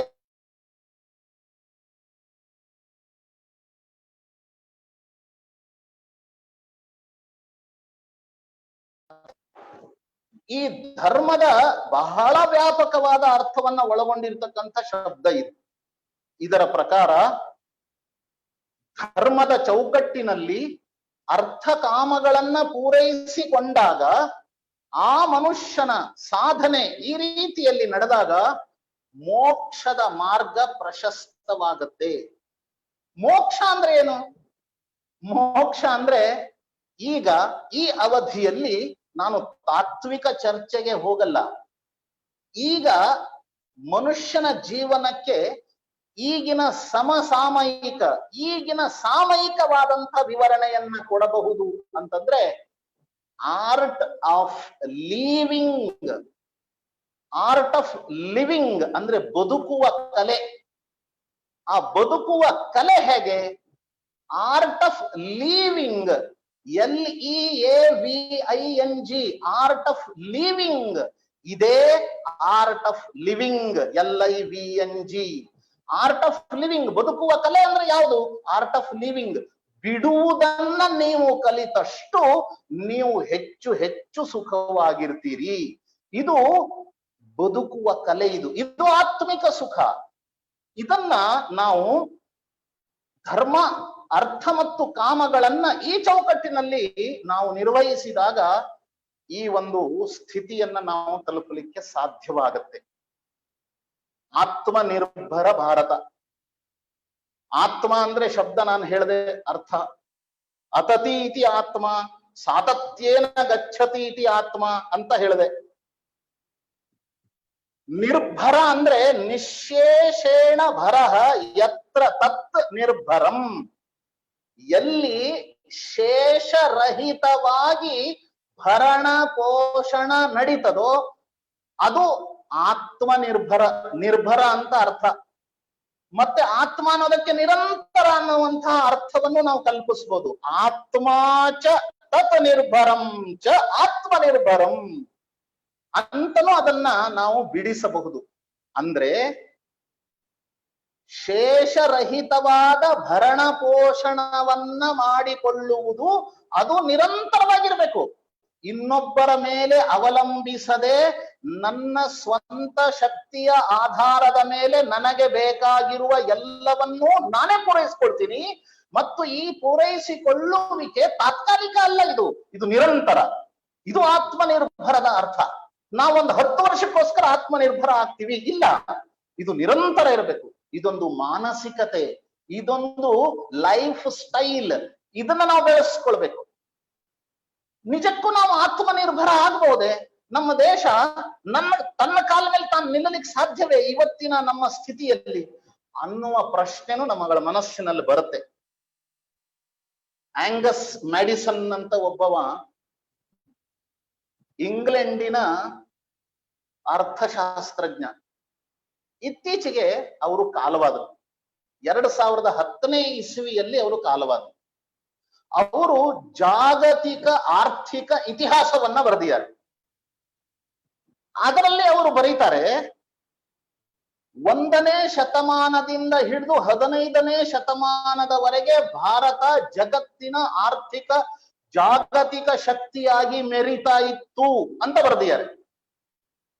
15ನೇ ಶತಮಾನ ಅಂದ್ರೆ 1500 ವರ್ಷಗಳಷ್ಟು ಸುದೀರ್ಘ ಕಾಲ ಭಾರತ ಜಗತ್ತಿನ ಬಹುದೊಡ್ಡ ಪ್ರಬಲ ಆರ್ಥಿಕ ಶಕ್ತಿಯಾಗಿ ತನ್ನ ಸ್ಥಾನವನ್ನ ಕಾಪಾಡಿಕೊಂಡಿತ್ತು. 33% ಜಗತ್ತಿನ GDP-ನಲ್ಲಿ 33% ಭಾರತದ್ದಿತ್ತು. 33ರಿಂದ 35% ವರೆಗೂ ಅದು ಮೇಲೆ ಕೆಳಗೆ ಆಗ್ತಾ ಇತ್ತು ಅಂತ ಅವನು ಬರ್ದಿದ್ದಾನೆ. 15ನೇ ಇಸ್ವಿಯ ಕೊನೆಯ ಹೊತ್ತಿಗೆ ಈ ಜಾಗತಿಕ ಆರ್ಥಿಕ ಶಕ್ತಿಯ ಸ್ಥಾನ ಚೀನಾಕ್ಕೆ ಹೋಯ್ತು. ಆದ್ರೆ ಮತ್ತೆ 17ನೇ ಶತಮಾನದಲ್ಲಿ ಮತ್ತೆ ಭಾರತವೇ ಆ ಸ್ಥಾನವನ್ನ ಕಾಪಾಡಿಕೊಳ್ತು. ಮತ್ತೆ ಭಾರತಕ್ಕೆ ಆ ಸ್ಥಾನ ಸಿಕ್ತು. ಅಂದ್ರೆ ನಾವು ಈಗ ಕೇವಲ 300 ವರ್ಷಗಳ ಹಿಂದಿನವರೆಗೆ ಜಗತ್ತಿನ ಆರ್ಥಿಕ ಶಕ್ತಿಯಾಗಿದ್ವಿ ಅನ್ನೋದನ್ನ ಮರಿಬಾರ್ದು. ನಮ್ಮ ಈ ಆತ್ಮ ಹೀನಾಯತೆ, ಅಯ್ಯೋ ನಾವು ಜಗತ್ತಿನ ಶಕ್ತಿ ಆಗ್ಲಿಕ್ಕೆ ಸಾಧ್ಯವೇ, ನಾವು ಆರ್ಥಿಕ ಶಕ್ತಿ ಆಗ್ಲಿಕ್ಕೆ ಸಾಧ್ಯವೇ ಅನ್ನುವ ಒಂದು ಆತ್ಮ ಹೀನಾಯ ಭಾವ ಬಂದಿರೋದು ಇತ್ತೀಚಿನ 300 ವರ್ಷಗಳಲ್ಲಿ ಮಾತ್ರ. ಮತ್ತು ನೋಡಿ, 1700 ವರ್ಷಗಳ ಕಾಲ, ಅಷ್ಟು ಸುದೀರ್ಘ ಕಾಲದವರೆಗೆ ಜಗತ್ತಿನಲ್ಲಿ ಒಂದು ಆರ್ಥಿಕ ಜಾಗತಿಕ ಶಕ್ತಿಯಾಗಿ ಭಾರತ ಬೆಳೀತು. ಆಂಗಸ್ ಮೆಡಿಸನ್ ಮತ್ತೊಂದು ಬರೀತಾನೆ. ಅವನೇನ್ ಹೇಳ್ತಾನೆ ಅಂದ್ರೆ, ಜಗತ್ತಿನ ಆರ್ಥಿಕ ಶಕ್ತಿಯಾಗಿ ಭಾರತ ಇದ್ದರೂ ಸಹ, ಎಲ್ಲಾ ಶಕ್ತಿಗಳು ಭಾರತದಲ್ಲಿ ಆಗ ಇದ್ದರೂ ಸಹ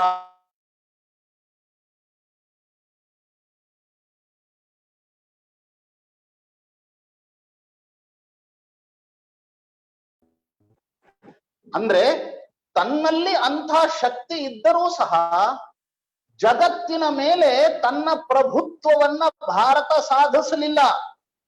ಬದಲಾಗಿ ಅದು ಜಗತ್ತಿಗೆ ಸಹಕಾರಿಯಾಗಿ ಸಹಯೋಗದಿಂದಲೇ ಬದುಕ್ತು ಅನ್ನುವ ಮಾತನ್ನ ಅವನು ಬಹಳ ಸ್ಪಷ್ಟವಾಗಿ ಹೇಳಿದಾನೆ. ಈಗ ನಾವು ಆತ್ಮನಿರ್ಭರ ಆಗಬೇಕಾಗಿರ್ತಕ್ಕಂತಹ ಒಂದು ಸ್ಥಿತಿಗೆ ಭಾರತ ಬಂದು ತಲುಪಿದೆ. ಭಾರತ ಈಗ ಮುಂಚಿನ ಭಾರತ ಅಲ್ಲ. ಭಾರತದ ಸ್ಥಿತಿ ಇವತ್ತು ಬದಲಾಗಿದೆ. ಗೋಲ್ಡ್ಮನ್ ಸ್ಯಾಕ್ಸ್ ರಿಪೋರ್ಟ್ ಒಂದು ಹೇಳುತ್ತೆ, 2016ರಿಂದ ಭಾರತದ ಸ್ಥಿತಿ ಬದಲಾಗ್ತಾ ಹೋಗ್ತಾ ಇದೆ. ಮುಂಚಿನ ಭಾರತ ಅಲ್ಲ ಅಂತ ಅವರು ತಮ್ಮ ವರದಿನಲ್ಲಿ ಹೇಳ್ತಾರೆ. ಯಾರು ಬೇಕಾದ್ರೂ ಅದನ್ನ ನೋಡ್ಬೋದು. 2025ನೇ ಇಸ್ವಿಯ ಹೊತ್ತಿಗೆ ಭಾರತದ್ದು 40%, ಜಗತ್ತಿನ 40% ವರೆಗೆ ಇದರ ಆದಾಯವನ್ನ ಬೆಳೆಸ್ತಕ್ಕಂಥ ಸ್ಥಿತಿಗೆ ಇದು ಹೋಗುತ್ತೆ. 2016ನೇ ಸ್ಥಿತಿಯಲ್ಲಿ 2016ನೇ ಇಸ್ವಿನಲ್ಲಿ ಭಾರತದ ಸೇವಿಂಗ್ಸ್, ಭಾರತದ ಉಳಿತಾಯ, ನಮ್ಮ ಮನೆಗಳಲ್ಲಿ ತಾಯಂದ್ರು ಮಾಡಿರ್ತಕ್ಕಂಥ ಉಳಿತಾಯ, ಇದು $800 ಬಿಲಿಯನ್ ಸಮನಾಗಿದೆ. ಅದು ಅಂದ್ರೆ ಭಾರತದ ಎಲ್ಲಾ ಬ್ಯಾಂಕುಗಳು ಸೇರಿ ಕೊಟ್ಟಿರುವ ಎಲ್ಲಾ ಸಾಲದ ಒಟ್ಟು ಮೊತ್ತಕ್ಕೆ ಇದು ಸಮ ಆಗತ್ತೆ. ಎಂಥ ಅದ್ಭುತವಾದಂತಹ ಶಕ್ತಿ ನಮ್ಮ ತಾಯಂದಿರು ಮಾಡ್ತಿರ್ತಕ್ಕಂತಹ ಉಳಿತಾಯದಿಂದ ಈ ದೇಶದಲ್ಲಿ ನಿರ್ಮಾಣ ಆಗಿದೆ ಅನ್ನೋದಕ್ಕೆ ಆ ಗೋಲ್ಡ್ಮನ್ ಸ್ಯಾಕ್ಸ್ ರಿಪೋರ್ಟಿನ ಈ ಒಂದು ಅಂಶವೇ ಬಹಳ ದೊಡ್ಡ ಶಕ್ತಿಯಾಗಿ ನಮ್ಮ ವಿಶ್ವಾಸವನ್ನ ಹೆಚ್ಚು ಮಾಡುತ್ತೆ. ಈಗ ಭಾರತ $1.7 ಟ್ರಿಲಿಯನ್ ಇನ್ವೆಸ್ಟ್ಮೆಂಟ್ ಮಾಡೋದಿದೆ. 25ನೇ ಇಸ್ವಿಯ ಹೊತ್ತಿಗೆ ಅದರಲ್ಲಿ ಭಾರತದ ಭಾಗ ಇನ್ವೆಸ್ಟ್ಮೆಂಟ್ ಅಲ್ಲಿ 98.5%, ವಿದೇಶಿ ಇನ್ವೆಸ್ಟ್ಮೆಂಟ್ 1.5%. ಇದೆಲ್ಲ ಸಾಧ್ಯವಾಗಿದ್ದು ನಮ್ಮ ಸಾಂಸ್ಕೃತಿಕ ಅಡಿಪಾಯ, ನಮ್ಮ ಸಂಸ್ಕೃತಿಯ ಸೂತ್ರಗಳ ಅಡಿಪಾಯದ ಆಧಾರದ ಮೇಲೆ ಭಾರತ ಈ ಶಕ್ತಿಯನ್ನ ಗಳಿಸ್ತಾ ಇದೆ. ಅದಕ್ಕಾಗಿ ಈಗ ಏನು ಕೊರೋನಾ ಅನ್ನುವ ಮಹಾಮಾರಿ ಭಾರತವನ್ನ ಮಾತ್ರ ಅಲ್ಲ ಜಗತ್ತನ್ನೇ ಆವರಿಸ್ಕೊಂಡಿದೆಯೋ, ಇಂಥ ಸಂದರ್ಭ ವಿಕಟ ವಿಷಮ ಸಂದರ್ಭ ಇದು. ಇಂಥ ಸಮಯದಲ್ಲಿ ಜಗತ್ತಿನಲ್ಲಿ ಏನ್ ನಡೀತು, ಭಾರತದಲ್ಲಿ ಏನ್ ನಡೀತು, ಅದರ ಮೂಲಕ ನಮ್ಮ ಸಂಸ್ಕೃತಿಯ ಅಡಿಪಾಯ, ನಮ್ಮ ವಿಚಾರಧಾರೆಯ ಅಡಿಪಾಯ, ಏಕಾತ್ಮ ಮಾನವ ದರ್ಶನದ ಒಂದು ಬೇಸ್ ಎಷ್ಟು ಬಲವಾಗಿದೆ ಅನ್ನುವಂಥದ್ದು ಜಗತ್ತಿಗೆ ಪರಿಚಯವಾಗತಕ್ಕಂತಹ ಪ್ರಸಂಗಗಳು ನಮ್ಮ ದೇಶದಲ್ಲಿ ನಡೆದವು. ಅಮೆರಿಕಾದಲ್ಲಿ ಜನ ಈ ಲಾಕ್ಡೌನ್ ಅಂತ ಕರಿಬಾರದು. We have not locked ourselves. If we locked we will go down. So lockdown is not the proper word. ನಾವು ಅದಕ್ಕೆ ಗೃಹವಾಸ ಅಂತ ಕರಿತೀವಿ.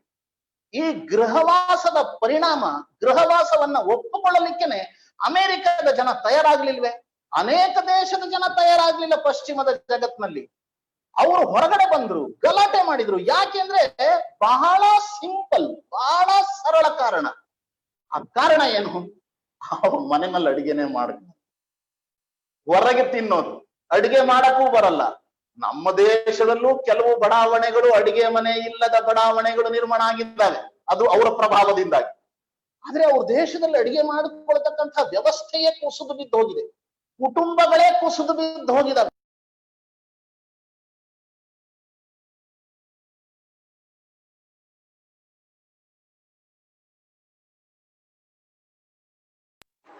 ಈ ಸ್ಥಿತಿ.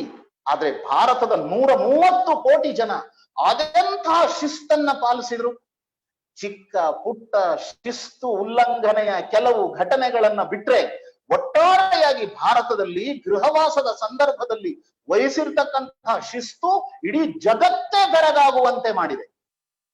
ಜಗತ್ತು ಭಾರತವನ್ನ ನೋಡಿ ಈ 3 ತಿಂಗಳಿನ ಈ ಮಹಾಮಾರಿಯ ಗೃಹವಾಸದ ಈ ಸಂದರ್ಭದಲ್ಲಿ ಜಗತ್ತು ನಿಬ್ಬೆರಗಾಗಿದೆ, ಆಶ್ಚರ್ಯಪಟ್ಟಿದೆ. ಅರೆ ಹೀಗೂ ಆಗ್ಲಿಕ್ಕುಂಟೆ. ಲಕ್ಷಾಂತರ ಜನಕ್ಕೆ ಕರೆದು ಜನ ಊಟಕ್ಕೆ ಹಾಕಿದ್ರು. ನಾನು ಕೇಳಿದೆ, ಇಲ್ಲಿರ್ತಕ್ಕಂಥ ಅನೇಕ ಜನ ಶ್ರೀಮಂತರು ಜನಗಳಿಗೆ ಉಣಬಡಿಸಲಿಕ್ಕಾಗಿ ಯಾರು ಕಾರ್ಮಿಕರಿದಾರೋ ಅವತ್ತಿನ ದಿನ ದುಡಿದು ಅವತ್ತು ತಿನ್ನತಕ್ಕಂತಹ ಲಕ್ಷಾಂತರ ಜನ ನಮ್ಮ ಬಡ ಕಾರ್ಮಿಕರಿಗೆ, ನಮ್ಮ ಬಂಧುಗಳಿಗೆ ಉಣಬಡಿಸ್ಲಿಕ್ಕೋಸ್ಕರ ಕೋಟಿ ಕೋಟಿ ರೂಪಾಯಿ ಸರ್ಕಾರಕ್ಕೋಸ್ಕರ ದೇಣಿಗೆಯನ್ನ ಕೊಟ್ಟು, ಇಂಥ ಕಷ್ಟದ ಸಮಯದಲ್ಲಿ ಸರ್ಕಾರದ ಪರವಾಗಿ ನಿಂತರು. ಸಾವಿರಾರು ಕೋಟಿ ರೂಪಾಯಿಗಳು ಹರಿದು ಬಂತು. 100 ರೂಪಾಯಿನಿಂದ ಹಿಡಿದು 100 ಕೋಟಿಗೂ ಹೆಚ್ಚು ಹಣವನ್ನ ಸರ್ಕಾರಕ್ಕೆ, ಎಷ್ಟು ವಿಶ್ವಾಸ ಸರ್ಕಾರದ ಮೇಲೆ ಇರಬಹುದು, ಕೊಡೋದಕ್ಕೆ ಜನ ಹೇಗೆ ಮುಂದೆ ಬಂದ್ರು. ಹೇಳದೆ ಮಾಡಿರುವವರೇ ಅಸಂಖ್ಯ ಜನ, ಹೇಳಿ ಮಾಡಿರುವವರು ಒಂದಷ್ಟು ಜನ. ತಮ್ಮ ಊರಿಗೆ ಮರಳಿ ಕಾಲ್ನಡಿಗೆಯಲ್ಲಿ ಹೋಗ್ತಿದ್ದಂತಹ ಆ ಕಾರ್ಮಿಕರ ಕಷ್ಟವನ್ನ ನೋಡಲಾರದೆ ಸೇವಾ ಭಾರತೀಯ ಕಾರ್ಯಕರ್ತರು ಅವರಿಗೆ ಆಹಾರದ ಪೊಟ್ಟಣಗಳನ್ನ ಕೊಡೋದಕ್ಕೆ ಹೋದ್ರೆ ಅವ್ರು ಹೇಳ್ತಾರೆ, ನಾವು ಹಣ ನಮ್ಮ ಹತ್ರ ಇದೆ, ಉಚಿತವಾಗಿ ಹಣದ ಪೊಟ್ಟಣಗಳನ್ನ ನಾವು ತೆಗೆದುಕೊಳ್ಳೋದಿಲ್ಲ ಅಂತ ಹೇಳಿದ್ರು. ನೀವು ಹಣ ತೆಗೆದುಕೊಳ್ಳಿ, ಇದಕ್ಕೋಸ್ಕರ ನಮ್ಗೆ ಅನ್ನ ಬೇಕು, ಹಸಿವಾಗಿದೆ, ಆದ್ರೆ ನಾವು ಪುಕ್ಷಟ್ಟೆ ಆಹಾರದ ಪೊಟ್ಟಣ ತೆಗೆದುಕೊಳ್ಳಲ್ಲ. ಆಗ ಸೇವಾ ಭಾರತೀಯ ಕಾರ್ಯಕರ್ತರು ಹೇಳ್ತಾರೆ, ಇದು ದೇಣಿಗೆಯಾಗಿ ಸಿಕ್ಕಿರೋದು, ನಿಮ್ಮಿಂದ ಹಣ ತೆಗೆದುಕೊಂಡು ಈ ಪೊಟ್ಟಣ ಕೊಡೋದಕ್ಕೆ ನಮಗೂ ನೈತಿಕವಾದಂತಹ ಶಕ್ತಿ ಇಲ್ಲ, ಅದಕ್ಕೆ ಆಧಾರ ಇಲ್ಲ. ನಾವು ಹಣ ತೆಗೆದುಕೊಳ್ಳಾರ್ವಿ. ಹೀಗಾಗಿ ಇದು ದೇಣಿಗೆಯಲ್ಲಿ ಬಂದದ್ದು, ದಾನವಾಗಿ ಬಂದಂತಹ ಅನ್ನ ಇದು ಪ್ರಸಾದ, ಇದು ಭಗವಂತ ಕೊಟ್ಟಿರೋದು. ಹೀಗಾಗಿ ನೀವು ಇದನ್ನ ಪ್ರಸಾದ ಅಂತ ತೆಗೆದುಕೊಳ್ಬೇಕು ಅಂತ ಹೇಳಿದ ಮೇಲೆ ಅವ್ರು ತೆಗೆದುಕೊಂಡಿದ್ದಾರೆ. ಎಂಥ ಸ್ವಾಭಿಮಾನ! ಭಿಕ್ಷುಕರ ರೀತಿಯಲ್ಲಿ ಇದ್ದವರು ದೇಣಿಗೆಯನ್ನ ಕೊಡೋದಕ್ಕೆ ಬಂದಿರತಕ್ಕಂತಹ ಉದಾಹರಣೆಗಳು ಹತ್ತು ಹಲವು. ಮನೋಬಲ ನೋಡಿ ನಮ್ಮ ದೇಶದ ಜನತೆಯದ್ದು ಸಾವಿರಾರು ಕಿಲೋಮೀಟರ್ಗಳು ಕಾಲ್ನಡಿಗೆಯಲ್ಲೇ ಹೋಗಿ ತಮ್ಮ ಊರನ್ನ ಸೇರ್ಕೊಂಡಿದ್ದಾರೆ. ಊರನ್ನ ಸೇರ್ಕೊಂಡಾಗ ಅಲ್ಲಿನ ಜನ ಇವರನ್ನ ಆತ್ಮೀಯವಾಗಿ ಆಹ್ವಾನ ಕೊಟ್ಟಿದ್ದಾರೆ, ಆತ್ಮೀಯವಾಗಿ ಸ್ವಾಗತಿಸಿದ್ದಾರೆ. ಇಷ್ಟು ದೊಡ್ಡ ದೇಶದಲ್ಲಿ ಈ ಮಹಾಮಾರಿಯನ್ನ ನಿಯಂತ್ರಿಸುವುದು ಒಂದು ಯಾಕಷ್ಟಿತ್ತು ಸರ್ಕಾರಕ್ಕೆ ಸಾಧ್ಯವೇ ಇಲ್ಲದೆ ಇರತಕ್ಕಂಥ ಮಾತು.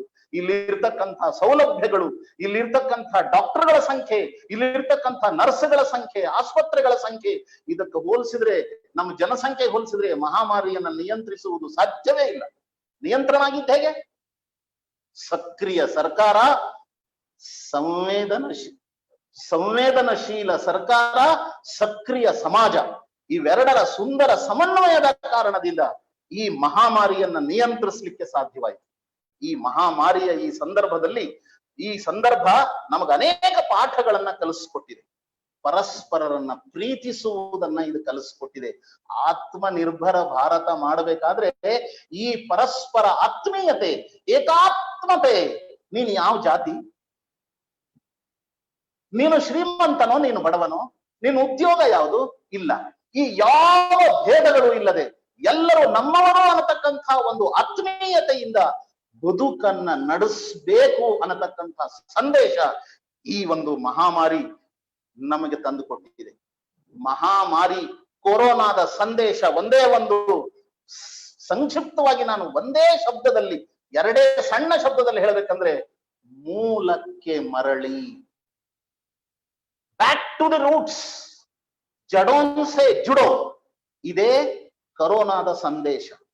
ಆ ಜಡ ಯಾವುದು, ಆ ಬೇರೆ ಯಾವುದು, ವಾಟ್ ಆರ್ ದೋಸ್ ರೂಟ್ಸ್? ಅದೇ ಏಕಾತ್ಮತೆ. ನಾವೆಲ್ಲರೂ ಒಂದೇ ಪರಿವಾರ, ಒಂದೇ ಕುಟುಂಬ. ನಮ್ಮೆಲ್ಲರೊಳಗೆ ಇರತಕ್ಕಂತಹ ಆತ್ಮ ಅನ್ನತಕ್ಕಂಥದ್ದು ಒಂದೇ ಇದೆ. ಹೀಗಾಗಿ ಎಲ್ಲರೂ ನಮ್ಮವರು. ಇದನ್ನು ವ್ಯವಹಾರದಲ್ಲಿ ಇರಿಸಬೇಕಾಗಿರ್ತಕ್ಕಂತಹ ಒಂದು ಮಂಗಲ ಮುಹೂರ್ತ ಈಗ ಬಂದಿದೆ ಅಂತ ನನಗನ್ಸುತ್ತೆ. ಅದರ ಕಾರಣದಿಂದಾಗಿ ನಾವು ಅನುಸರಿಸಬೇಕಾದಂತಹ ನೀತಿ ಯಾವುದು? ಆತ್ಮನಿರ್ಭರ ಭಾರತಕ್ಕೆ ಆಧಾರಭೂತವಾಗಿರತಕ್ಕಂತಹ ತತ್ವಗಳು ಯಾವುದು? ಮೊದಲನೇದು ಸ್ಪರ್ಧೆ ಅಲ್ಲ, ಸಹಯೋಗ. ನಾನು ನೀನು ಸ್ಪರ್ಧೆ ಮಾಡಕ್ ಹೊರಟಿಲ್ಲ, ನಾವಿಬ್ರು ಸಹಯೋಗದಿಂದ ಮುಂದಕ್ಕೆ ಬರೋಣ. ಜಗತ್ತಿನ ಮುಂದೆ ಭಾರತ ಇಡಲಿಕ್ಕೆ ಹೊರಟಿರ್ತಕ್ಕಂತಹ ವಿಚಾರ ಇದೇನೆ. ಯಾವ ದೇಶದ ನಡುವೆಯೂ ನಮಗೆ ಜೊತೆಗೂ ನಮ್ದು ಸ್ಪರ್ಧೆ ಇಲ್ಲ. ಎಲ್ಲರೂ ಮುಂದಕ್ಕೆ ಹೋಗಬೇಕು, ಎಲ್ಲರೂ ತಮ್ಮ ಗುರಿಯನ್ನ ತಾವು ತಲುಪಬೇಕು. ಅದಕ್ಕಾಗಿನೇ ಭಾರತ ಔಷಧಿಗಳನ್ನ ಎಲ್ಲ ದೇಶಗಳಿಗೂ ತಲುಪಿಸಿದ್ದು.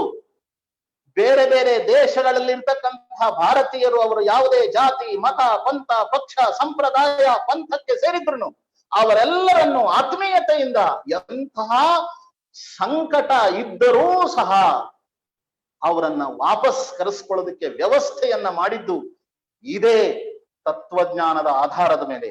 ಸ್ಪರ್ಧೆ ಅಲ್ಲ, ಸಹಯೋಗ, ಸಹಕಾರ. ಎಲ್ಲರೂ ನಮ್ಮವರೇ. ಪರಾವಲಂಬನೆ ಅಲ್ಲ, ಸ್ವಾವಲಂಬನೆ. ಭೋಗ ದೃಷ್ಟಿ ಅಲ್ಲ, ತ್ಯಾಗ ದೃಷ್ಟಿ. ವಿಜ್ಞಾನ ಮಾತ್ರ ಅಲ್ಲ, ಅದರ ಜೊತೆಗೆ ಆಧ್ಯಾತ್ಮ. ಕೇವಲ ವಿಜ್ಞಾನ ಮಾತ್ರ ಆಧ್ಯಾತ್ಮವನ್ನ ಬಿಟ್ಟು ಮುಂದಕ್ಕೆ ಹೋದ್ರೆ ವಿನಾಶ. ಆಧ್ಯಾತ್ಮ ಮತ್ತು ವಿಜ್ಞಾನ, ಧರ್ಮ ಮತ್ತು ವಿಜ್ಞಾನ, ಇವೆರಡರೂ ಜೊತೆಗೆ ನಡೆದಾಗ ಮಾತ್ರ ವಿಕಾಸ.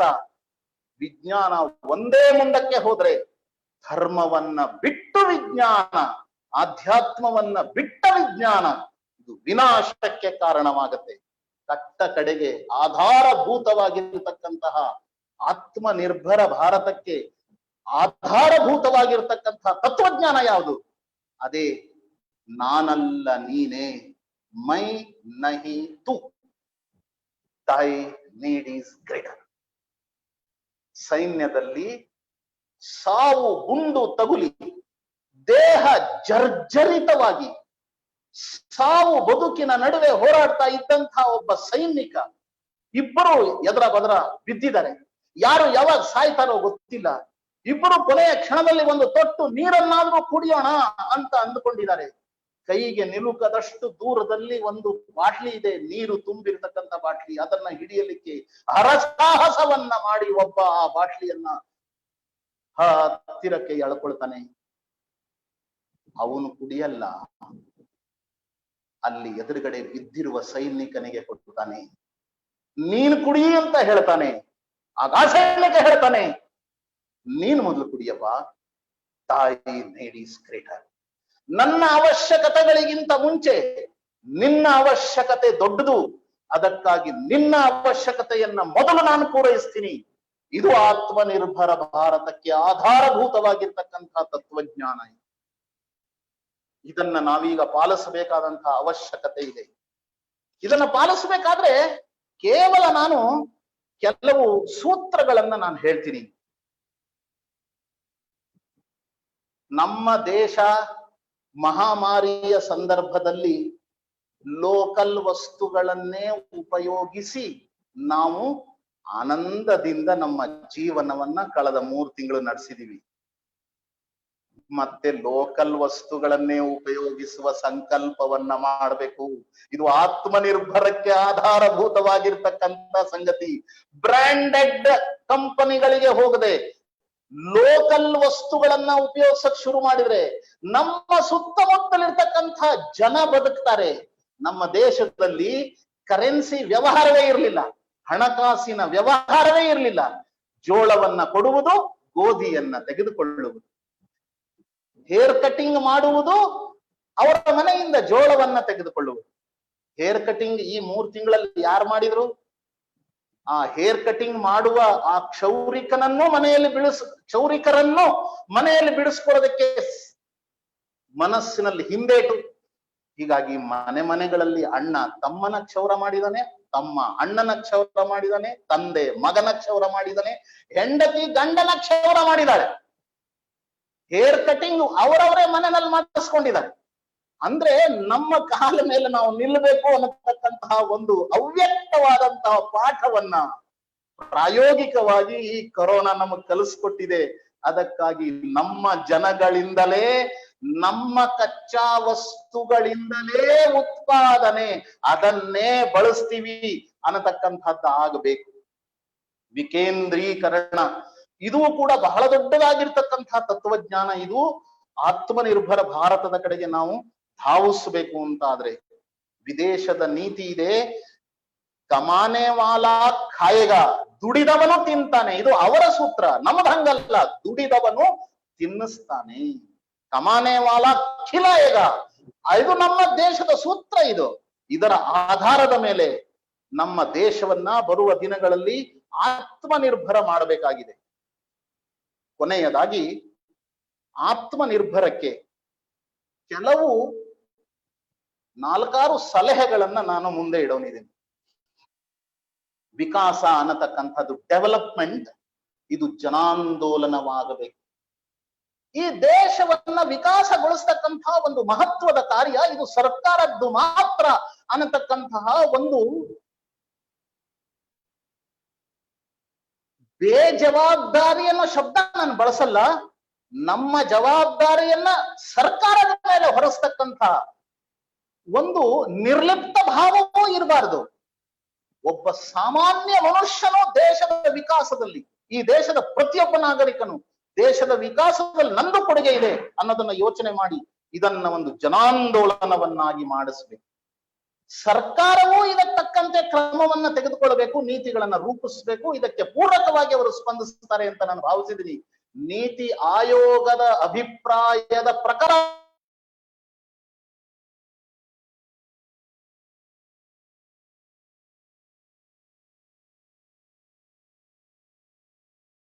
ಇವತ್ತು ಪಬ್ಲಿಕ್ ಸೆಕ್ಟರ್ ಮತ್ತು ಪ್ರೈವೇಟ್ ಸೆಕ್ಟರ್ ಇವೆರಡರ ನಡುವೆ ಭೇದ ದೃಷ್ಟಿ ಬಹಳ ಇದೆ.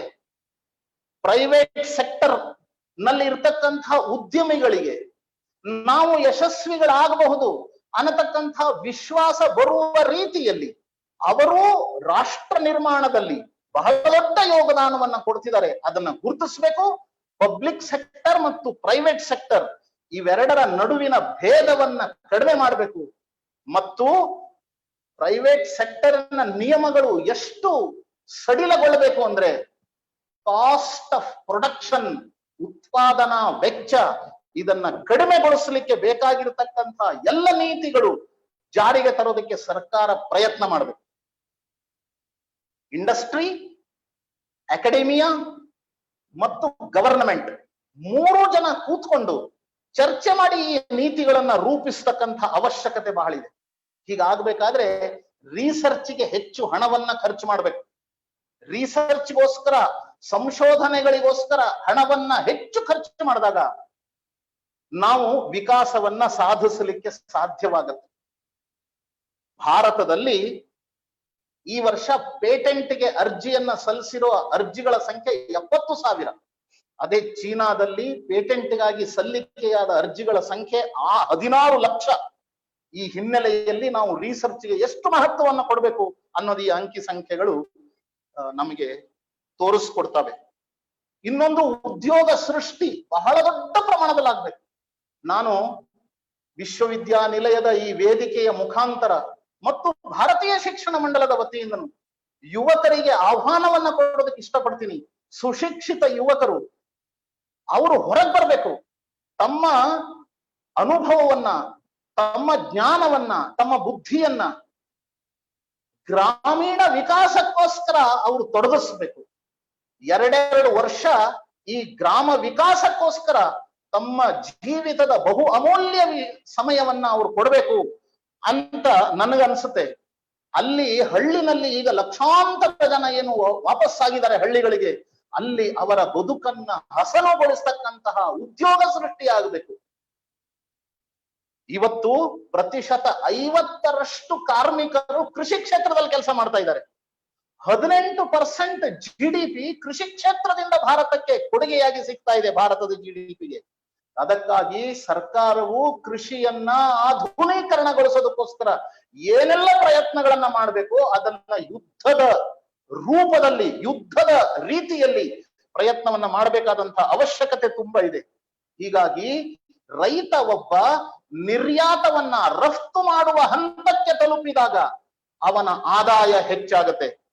ಇವತ್ತು ಹಾಗೆ ಕರ್ನಾಟಕದಲ್ಲಿ, ಉತ್ತರ ಕರ್ನಾಟಕದಲ್ಲಿ ಆ ದಾಳಿಂಬೆ ಹಣ್ಣನ್ನ ರಫ್ತು ಮಾಡತಕ್ಕಂತಹ ಒಂದು ವ್ಯವಸ್ಥೆ ಬಲಗೊಂಡಿರುವುದರ ಪರಿಣಾಮವಾಗಿ ಒಬ್ಬ ಸಾಮಾನ್ಯ ರೈತನು ಕೂಡ ಹೆಚ್ಚು ಆರ್ಥಿಕ ಆದಾಯವನ್ನ ಹೊಂದುವುದು ಸಾಧ್ಯವಾಗಿದೆ.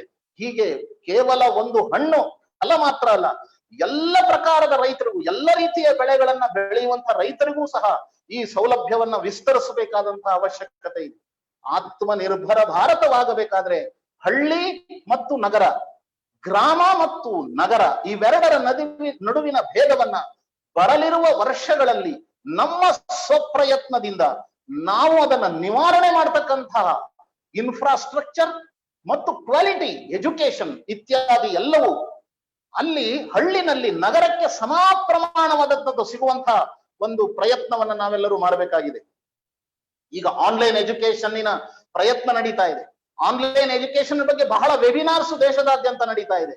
ಆದ್ರೆ ಇವತ್ತು ಇಂಟರ್ನೆಟ್ ಅವೈಲಬಿಲಿಟಿ, ಇಂಟರ್ನೆಟ್ ಉಪಲಬ್ಧಿ ಇರತಕ್ಕಂತಹ ಪ್ರದೇಶದ ಸಂಖ್ಯೆ ಕೇವಲ 35% ಇದೆ. ಗುಜರಾತಿನಂಥ ರಾಜ್ಯದಲ್ಲೂ ಸಹ 62% ಶಾಲೆಗಳಲ್ಲಿ ವಿದ್ಯುತ್ ಇಲ್ಲ. ಹೀಗಾಗಿ ಆನ್ಲೈನ್ ಮೂಲಕ ಎಷ್ಟು ಜನ ವಿದ್ಯಾರ್ಥಿಗಳನ್ನ ನಾವು ಮುಟ್ತೀವಿ? ಅದಕ್ಕೋಸ್ಕರ ಆಫ್ಲೈನ್ ಕಂಟೆಂಟ್ ಅನ್ನು ತಯಾರು ಮಾಡಿ ಅದನ್ನ ವಿದ್ಯಾರ್ಥಿಗಳಿಗೆ ತಲುಪಿಸುವುದರ ಮುಖಾಂತರ ಗುಣಮಟ್ಟದ ಶಿಕ್ಷಣವನ್ನ ಗ್ರಾಮೀಣ ಪ್ರದೇಶದಲ್ಲೂ ಕೊಡ್ತಕ್ಕಂಥ ವ್ಯವಸ್ಥೆಯನ್ನ ನಾವೆಲ್ಲರೂ ಸೇರಿ ಮಾಡಬೇಕಾಗಿದೆ. ಪ್ರೈವೇಟ್ ಸೆಕ್ಟರ್, ಪಬ್ಲಿಕ್ ಸೆಕ್ಟರ್ ಮತ್ತು NGOs ಎಲ್ಲರೂ ಸೇರಿ ಮಾಡಬೇಕಾದಂತಹ ಅವಶ್ಯಕತೆ ಇದೆ. ಈ ರೀತಿ ಮಾಡುವುದರ ಮುಖಾಂತರ ಸ್ವಾವಲಂಬಿ ಗ್ರಾಮಗಳ ಸಂಖ್ಯೆಯನ್ನ ನಾವು ಹೆಚ್ಚಿಸಬೇಕು. ನಮ್ಮ ದೇಶವನ್ನ ರಾಸಾಯನಿಕ ಕೃಷಿ ಮುಕ್ತ ದೇಶವನ್ನಾಗಿ ಮಾಡಬೇಕಾದಂತಹ ಅವಶ್ಯಕತೆಯೂ ಈಗ ಇದೆ. ಈ ಹಿನ್ನೆಲೆಯಲ್ಲಿ ನಾವು ನೀರನ್ನ, ಶಕ್ತಿಯನ್ನ ಉಳಿಸಬೇಕಾಗುತ್ತೆ, ಶಕ್ತಿಯ ಸಂರಕ್ಷಣೆ ಮಾಡಬೇಕಾಗುತ್ತೆ. ಪರಿಸರ ಸಂರಕ್ಷಣೆ, ಜಲ ಸಂರಕ್ಷಣೆ, ವಿದ್ಯುತ್ತಿನ ಸಂರಕ್ಷಣೆ, ಈ ರೀತಿ ಸಂಪನ್ಮೂಲಗಳ ಸಂರಕ್ಷಣೆಯನ್ನ ಮಾಡುವುದರ ಮುಖಾಂತರ ನಾವು ನಮ್ಮ ದೇಶವನ್ನ ಆತ್ಮನಿರ್ಭರ ಮಾಡುವುದರ ಕಡೆಗೆ, ಉತ್ಪಾದನೆಯನ್ನ ಹೆಚ್ಚಿಸುವುದರ ಮುಖಾಂತರ, ತಂತ್ರಜ್ಞಾನವನ್ನ ಹೆಚ್ಚಿಸುವುದರ ಮುಖಾಂತರ, ಉದ್ಯೋಗಗಳನ್ನ ಸೃಷ್ಟಿಸುವುದರ ಮುಖಾಂತರ ನಮ್ಮ ದೇಶವನ್ನ ಆತ್ಮನಿರ್ಭರ ಮಾಡಬೇಕಾದಂತಹ ಅವಶ್ಯಕತೆ ಇದೆ. ಅದಕ್ಕೋಸ್ಕರ ನಮ್ಮ ತನು, ಮನ ಮತ್ತು ಧನ ಈ ಮೂರನ್ನು ಈ ಭಾರತವನ್ನ ಕಟ್ಟುವ ಕೆಲಸಕ್ಕೋಸ್ಕರ ನಮ್ಮ ಶಕ್ತಿ ಮೀರಿ ನಾವು ಕೆಲಸ ಮಾಡುವ ಅವಶ್ಯಕತೆ ಇದೆ. ಈಗ ನಾನು ಹೇಳುವಾಗ ಕೊನೆಯದಾಗಿ ಹೇಳ್ತಕ್ಕಂತ ಅಂಶ ಅಂತಂದ್ರೆ, ಬೇರೆ ದೇಶದ ಮೇಲೆ ಅವಲಂಬನೆಯೇ ಇರಬಾರದು ಅಂತಾನೆ ಇಲ್ಲ.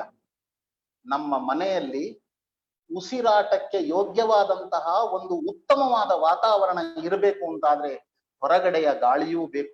ಅದಕ್ಕಾಗಿ ಕಿಟಕಿ ಬಾಗಿಲುಗಳನ್ನ ನಾವು ಇಡ್ತೀವಿ. ಹಾಗೆ ಹೊರದೇಶದಿಂದಲೂ ಬರ್ಬೇಕು. ನಾವು ಎಷ್ಟು ಆಮದು ಮಾಡ್ಕೋತೀವೋ ಅದಕ್ಕಿಂತ ಹೆಚ್ಚು ರಫ್ತು ಮಾಡುವ ಸ್ಥಿತಿಯಲ್ಲಿರ್ಬೇಕು. ಆಮದು ಮಾಡಿಕೊಳ್ಳುವ ಸ್ಥಿತಿಯೇ ನಮ್ದು ಕಡಿಮೆ ಆಗ್ತಾ ಹೋಗ್ಬೇಕು. ಈ ಅವಲಂಬನೆಯನ್ನ ಕಡಿಮೆ ಮಾಡಿ ಉತ್ಪಾದನೆಯನ್ನ ಜಾಸ್ತಿ ಮಾಡಿ ರಫ್ತನ್ನ ಹೆಚ್ಚು ಮಾಡಿದಾಗ ನಮ್ಮ ದೇಶ ಬರಲಿರುವ ದಿನಗಳಲ್ಲಿ ಖಂಡಿತವಾಗಿಯೂ ಆತ್ಮನಿರ್ಭರ ಭಾರತ ಆಗ್ಲಿಕ್ಕೆ ಸಾಧ್ಯ ಇದೆ. ಈ ವಿಶ್ವಾಸದಿಂದ ಆತ್ಮನಿರ್ಭರ ಭಾರತದ ನಿರ್ಮಾಣ ಮಾಡುವ ಯೋಧರಾಗಿ ನಾವೆಲ್ಲರೂ ಕೆಲಸ ಮಾಡಬೇಕು. ಆ ಆಂಗಸ್ ಮೆಡಿಸನ್ ಏನು ಜಾಗತಿಕ ಆರ್ಥಿಕ ಇತಿಹಾಸ ತನ್ನ ಅನ್ನುವ ಗ್ರಂಥದಲ್ಲಿ ಭಾರತ 1700 ವರ್ಷಗಳವರೆಗೆ ಜಗತ್ತಿನ ಒಂದು ಆರ್ಥಿಕ ಶಕ್ತಿಯಾಗಿ ಬೆಳೀತು. ಅಷ್ಟಾದ್ರೂ ಸಹ ಜಗತ್ತಿನ ಮೇಲೆ ಅದು ಡಾಮಿನೇಟ್ ಮಾಡಲಿಲ್ಲ ಅನ್ನತಕ್ಕಂತ ಒಂದು ಸತ್ಯ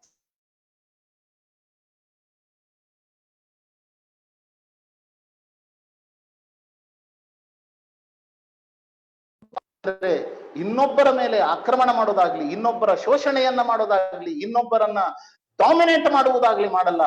ಭಾರತ ಶಕ್ತಿಶಾಲಿಯಾದಾಗ ಸುತ್ತಲಿನ ಎಲ್ಲ ದುರ್ಬಲ ದೇಶಗಳಿರ್ಬೋದು, ಚಿಕ್ಕ ದೇಶಗಳಿರ್ಬೋದು, ಅವೆಲ್ಲವೂ ಸುಖದಿಂದ ಬದುಕಲಿಕ್ಕೆ ಸಾಧ್ಯವಾಗುತ್ತೆ.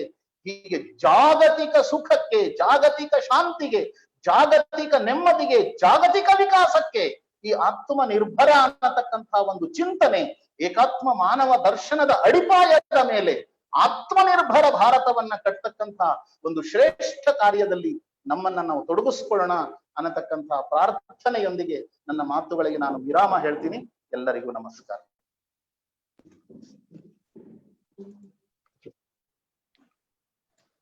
ಆತ್ಮೀಯರೇ, ಏಕಾತ್ಮ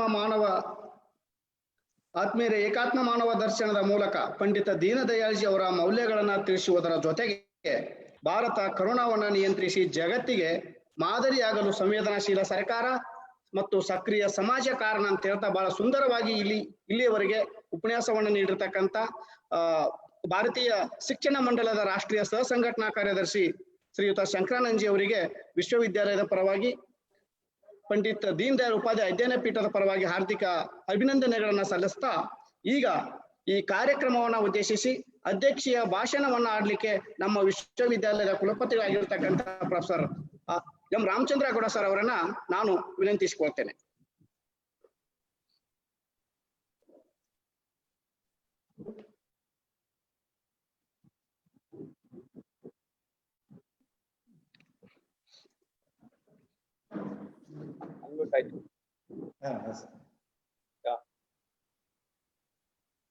ಪಂಡಿತ್ ದೀನ್ ದಯಾಳ್ ಉಪಾಧ್ಯಾಯ ಅಧ್ಯಯನ ಪೀಠ ಹಾಗೂ ಭಾರತೀಯ ಶಿಕ್ಷಣ ಮಂಡಲ ಇವರ ಸಂಯುಕ್ತ ಆಶ್ರಯದಲ್ಲಿ ಏಕಾತ್ಮ ಮಾನವ ದರ್ಶನ ಮತ್ತು ಆತ್ಮನಿರ್ಭರ ಭಾರತ ಈ ವಿಷಯದ ಬಗ್ಗೆ ವಿಶೇಷ ಉಪನ್ಯಾಸ ನೀಡಿರುವಂತಹ ಭಾರತೀಯ ಶಿಕ್ಷಣ ಮಂಡಲ ರಾಷ್ಟ್ರೀಯ ಸಹ ಸಂಘಟನಾ ಕಾರ್ಯದರ್ಶಿಗಳಾದ ಶ್ರೀ ಶಂಕರಾನಂದಜಿಯವರೇ, ಡಾಕ್ಟರ್ ಜಗಜ್ಜಿನ್ನೀರ್ ಅವರೇ ಅಧ್ಯಕ್ಷರು ಭಾರತೀಯ ಶಿಕ್ಷಣ ಮಂಡಲ ಕರ್ನಾಟಕ ಉತ್ತರ ಪ್ರಾಂತ್ಯ, ಮತ್ತು ನನ್ನ ಸಹಪಾಠಿಗಳಾದ ಬಸವರಾಜ್ ಪದ್ಮಶಾಲಿಯವರೇ ರಿಜಿಸ್ಟ್ರಾರ್, ಪ್ರೊಫೆಸರ್ ಉರ್ಕಡ್ಲಿ ಅವರೇ ಎವ್ಯಾಲ್ಯೂಯೇಷನ್ ರಿಜಿಸ್ಟ್ರಾರ್, ಪಾಟೀಲ್ ರೇ, ಈ ದಿನದ ವೆಬಿನಾರ್ ಆಯೋಜಕರು ಹಾಗೂ ಸಂಯೋಜಕರಾದ ದೀನ್ ದಯಾಳ್ ಉಪಾಧ್ಯಾಯ ಪೀಠದ ಸಂಯೋಜಕರು ಪ್ರಕಾಶ್ ಕಟ್ಟಿಮನಿಯವರೇ, ವಿಶ್ವವಿದ್ಯಾಲಯ ಇತರೆ ಅಧ್ಯಾಪಕರೇ ಮತ್ತು ಆಹ್ವಾನಿತರೇ. ಕಟ್ಟಿಮನಿ ಅವರು ಬಹಳ ಒಳ್ಳೆ ಸಬ್ಜೆಕ್ಟ್ ಇವತ್ತು ಆಕ್ಚುಲಿ ಡಿಸ್ಕಷನ್ಗೆ ಒಳ್ಳೆ ಸ್ಪೀಕರ್ನ ಇನ್ವೈಟ್ ಮಾಡಿ ಸ್ಪೀಕರ್ ಅವರು ಬಹಳ ಚೆನ್ನಾಗಿ ಎಲ್ಲಾ ವಿಷಯದ ಬಗ್ಗೆ ಕೂಲಂಕುಷವಾಗಿ almost 1 hour 10 minutes 1 hour 15 minutes ಕೊಟ್ಟಿದ್ದಾರೆ. ನಾವು ಇನ್ನೇನು ಅಷ್ಟೊಂದು ಹೇಳೋದು ಇರೋದಿಲ್ಲ, ಆದ್ರೂ ಅಧ್ಯಕ್ಷೀಯ ಭಾಷಣ ಅಂತ ಹೇಳಿದ್ರಿ, ಒಂದೆರಡು ಮಾತಾಡ್ತೀವಿ.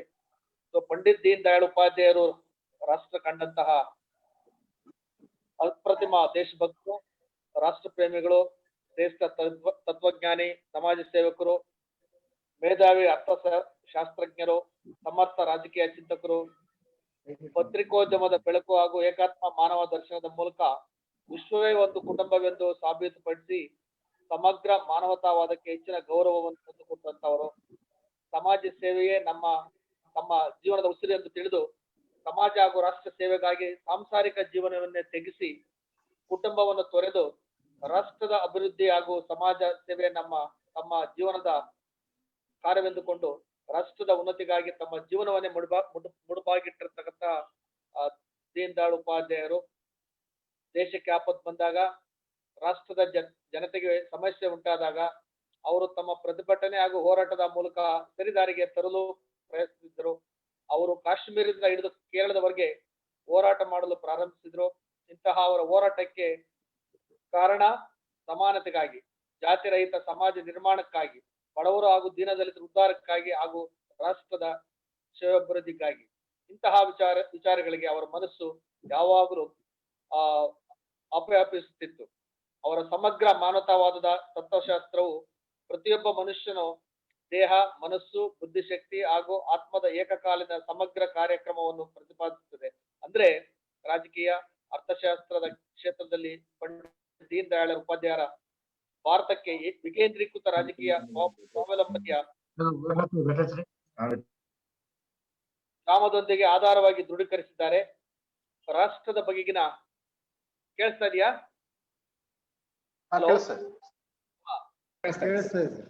ರಾಷ್ಟ್ರದ ಬಗೆಗಿನ ಅವರ ದೃಷ್ಟಿ ಮತ್ತು ಸಮರ್ಪಣೆ ಎಷ್ಟು ದೊಡ್ಡದಾಗಿದೆ ಅಂದ್ರೆ, ಶ್ಯಾಮ್ ಪ್ರಸಾದ್ ಮುಖರ್ಜಿ ಅವರು ಒಂದ್ಸರಿ ಹೇಳ್ತಾರೆ, ದೀನ್ ದಯಾಳ್ ಉಪಾಧ್ಯಾಯರ ಇಬ್ರು ಇದ್ರೆ ನಾನು ಭಾರತದ ರಾಜಕೀಯ ದಿಕ್ಕನ್ನೇ ಪರಿವರ್ತಿಸಬಲ್ಲೆ ಎಂದು ಅವ್ರು ಹೇಳ್ತಾರೆ. ಅಂದ್ರೆ ಅವರಲ್ಲಿ ಉಪಾಧ್ಯಾಯರಲ್ಲಿ ಎಷ್ಟು ದೇಶದ ಬಗ್ಗೆ, ಇದ್ರ ಬಗ್ಗೆ ಎಷ್ಟು ಕಾಳಜಿ ವಹಿಸಿದ್ರು, ಎಷ್ಟು ಕಮಿಟೆಡ್ ಆಗಿದ್ರು ಅನ್ನೋದನ್ನ ಈ ಮುಖಾಂತರ ನಮ್ಗೆ ಗೊತ್ತಾಗುತ್ತೆ. ಸೊ ಇಂತಹ ದೀನ್ ದಯಾಳ್ ಉಪಾಧ್ಯಾಯರ ಜನ್ಮ ಶತಮಾನೋತ್ಸವ ಸ್ಮರಣಾರ್ಥವಾಗಿ ಸಂಶೋಧನೆ ಮತ್ತು ವಿಸ್ತರಣಾ ಚಟುವಟಿಕೆ ಮುಂದುವರಿಸಲು ನಮ್ಮ ವಿಶ್ವವಿದ್ಯಾಲಯಕ್ಕೆ ನಮ್ಮ ರಿಜಿಸ್ಟ್ರಾರ್ ಅವರು ಹೇಳಿದಂಗೆ ಸುಮಾರು 5 ಕೋಟಿ ಮೇಲೆ ಹಣ UGC ಇಂದ ಕೊಟ್ಟಿದ್ದಾರೆ. ಸೊ ಈ ಪೀಠದಿಂದ ಆದಷ್ಟು ಒಳ್ಳೆ ಕಾರ್ಯಕ್ರಮಗಳನ್ನ ಹಾಕೋಬೇಕು ಅಂತ ಅಂದ್ಬಿಟ್ಟು ಆಕ್ಚುಲಿ ನಾವು ಒಂದು ಎಲ್ಲಾ ಕಾರ್ಯಕ್ರಮಗಳು ಹಾಕೊಂಡಿದ್ವಿ. ಕಾರಣಾಂತರಗಳಿಂದ ಅಷ್ಟು ಒಳ್ಳೆ ಕಾರ್ಯಕ್ರಮಗಳು ನಡೆದಿಲ್ಲ ಹಿಂದೆ. ಸೊ ಈಗ ಅದನ್ನ ರಿವೈವ್ ಮಾಡ್ಬೇಕು ಅಂತ ಅಂದ್ಬಿಟ್ಟು ಒಳ್ಳೆ ಟೀಮ್ ಸಹಿತ ನಾವು ಈಗ ಕಟ್ಟಿದ್ದೇವೆ. ಸೊ ಈ ಟೀಮ್ ಮುಖಾಂತರ ಖಂಡಿತವಾಗಿಯೂ ವಿಶ್ವವಿದ್ಯಾಲಯದಿಂದ ದೀನ್ ದಯಾಳ್ ಉಪಾಧ್ಯಾಯರ ಪೀಠದಿಂದ ಒಳ್ಳೊಳ್ಳೆ ಪಬ್ಲಿಕೇಶನ್ಸ್ ಆಗಿರ್ಬೋದು, ಅವ್ರು ಮಾಡಿರ್ತಕ್ಕಂಥ ಒಳ್ಳೆ ಸೇವೆಗಳಾಗಿರ್ಬೋದು, ಜನಕ್ಕೆ ಅದನ್ನ ತಲುಪಿಸ್ಲಿಕ್ಕೆ ಎಲ್ಲಾ ರೀತಿಯಿಂದ ಸಹಕಾರ ನಾವು ಕೊಡ್ತೀವಿ ವಿಶ್ವವಿದ್ಯಾಲಯದಿಂದ. ಸೊ ಅದೇ ರೀತಿ ಉತ್ಸಾಹಿ ನಮ್ಮ ಪ್ರಕಾಶ್ ಕಟ್ಟಿಮರವರು ಬಹಳ ಉತ್ಸಾಹಿಗಳಿದ್ದಾರೆ. ಸೊ ಈ ಪೀಠದಿಂದ ಇನ್ನು ಮುಂದೆ ಒಳ್ಳೆ ಕಾರ್ಯಕ್ರಮಗಳನ್ನ ಹಮ್ಕೋಬೇಕು ಅಂತ ಅಂದ್ಬಿಟ್ಟು ನಾನು ಇದ್ ಮಾಡ್ತೀನಿ. Finally I conclude, Deen Dayal G believes that education is the birthright of every individual. Society has the responsibility of making adequate provision for imparting education. Education should not be made an object of sale, so which is detrimental to the interest of the society. It must be freely available to every citizen or every child. So with these words, I conclude my presidential remarks. I thank all the organizers for organizing such a beautiful webinar lecture by inviting such a enlightened personality in this evening. So I think every that listener who has actually joined this webinar, so has enjoyed the lecture, and it is actually a treat. I can say it's a treat. So therefore I thank on behalf of the university Professor Sankaranand ji ಅವರೇ ಮತ್ತು doctor Suresh ಜಗಜಿನಿ ಅವರೇ ತಾವು ಬಿಡು ಮಾಡಿಕೊಂಡು ಬಂದು so ಇಷ್ಟು ಒಂದು almost 1.5 hour ತಾವು ಲೆಕ್ಚರ್ ಕೊಟ್ಟಿದ್ದೀರಿ. ಸೊ ಇನ್ ಮುಂದೆ ಈ ಪೀಠದ ವತಿಯಿಂದ ನಾವು ಹಲವಾರು ಕಾರ್ಯಕ್ರಮ ಹಾಕೊಂಡಾಗ ತಮ್ಮನ್ನ ಇನ್ವೈಟ್ ಮಾಡ್ತೀವಿ. ದಯವಿಟ್ಟು ನಮ್ಗೆ ಸಹಕಾರ ಸಲಹೆಗಳನ್ನ ಕೊಡಿ. ಉತ್ತಮ ಕಾರ್ಯಗಳನ್ನ ನಾವು ಖಂಡಿತ ಹಾಕೊಂಡು ಸೊ ಅವರ ಏನು ಜೀವನದ ಉದ್ದೇಶ ಇತ್ತು, ಅವ್ರೇನು ಅವ್ರ ವಿಷನ್ ಏನಿತ್ತು, ಸೊ ಇದ್ರಲ್ಲಿ ಅಟ್ಲೀಸ್ಟ್ ಟು ಸಮ್ ಎಕ್ಸ್ಟೆಂಟ್ ನಾವು ಅದನ್ನ ಜನತೆಗೆ ತಲುಪಿಸೋ ಕಾರ್ಯ ಮಾಡ್ತೀವಿ ಅಂತ ಅಂದ್ಬಿಟ್ಟು ವಿಶ್ವವಿದ್ಯಾಲಯದ ಪರವಾಗಿ ನಾನು ನಿಮ್ಗೆ ಇದ್ ಮಾಡ್ತಾ ಇದ್ದೀನಿ. ಎಲ್ರಿಗೂ ನಮಸ್ಕಾರ, ವಂದನೆಗಳು. ಈ ಕಾರ್ಯಕ್ರಮದ ಅಧ್ಯಕ್ಷತೆಯನ್ನು ವಹಿಸಿ ಬಹಳ ಸುಂದರವಾಗಿ ಅಧ್ಯಕ್ಷೀಯ ನುಡಿಗಳನ್ನಾಡಿ ಈ ಕಾರ್ಯಕ್ರಮಕ್ಕೆ ಶೋಭೆ ತಂದಿರತಕ್ಕಂಥ ನಮ್ಮ ವಿಶ್ವವಿದ್ಯಾಲಯದ ಕುಲಪತಿಗಳಿಗೆ ಧನ್ಯವಾದಗಳನ್ನ ತಿಳಿಸ್ತಾ, ಈಗ ಕಾರ್ಯಕ್ರಮದ ಕೊನೆಯ ಘಟ್ಟ ಹೊನ್ನಾರ್ಪಣೆ. ಈ ಹೊನ್ನಾರ್ಪಣೆಯನ್ನ ರಾಣಿ ಚೆನ್ನಮ್ಮ ವಿಶ್ವವಿದ್ಯಾಲಯದ ರಾಜ್ಯಶಾಸ್ತ್ರ ವಿಭಾಗದ ಸಂಶೋಧನಾ ವಿದ್ಯಾರ್ಥಿ ಡಾಕ್ಟರ್ ಎಸ್ ಗೋಟೆ ಅವರು ಹೊನ್ನಾರ್ಪಣೆ ನಡೆಸಿಕೊಳ್ಳಿಕ್ಕೆ ನಾನು ಅವರನ್ನ ವಿನಂತಿಸಿಕೊಳ್ತೇನೆ.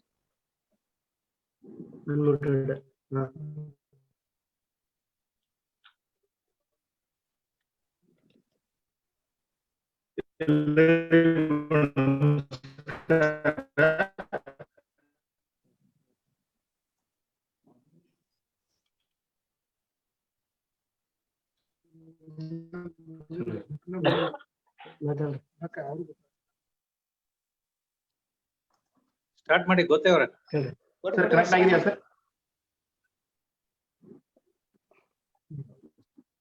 ಕೋಟೆಯವರ ಸ್ಟಾರ್ಟ್ ಮಾಡ್ರಿ.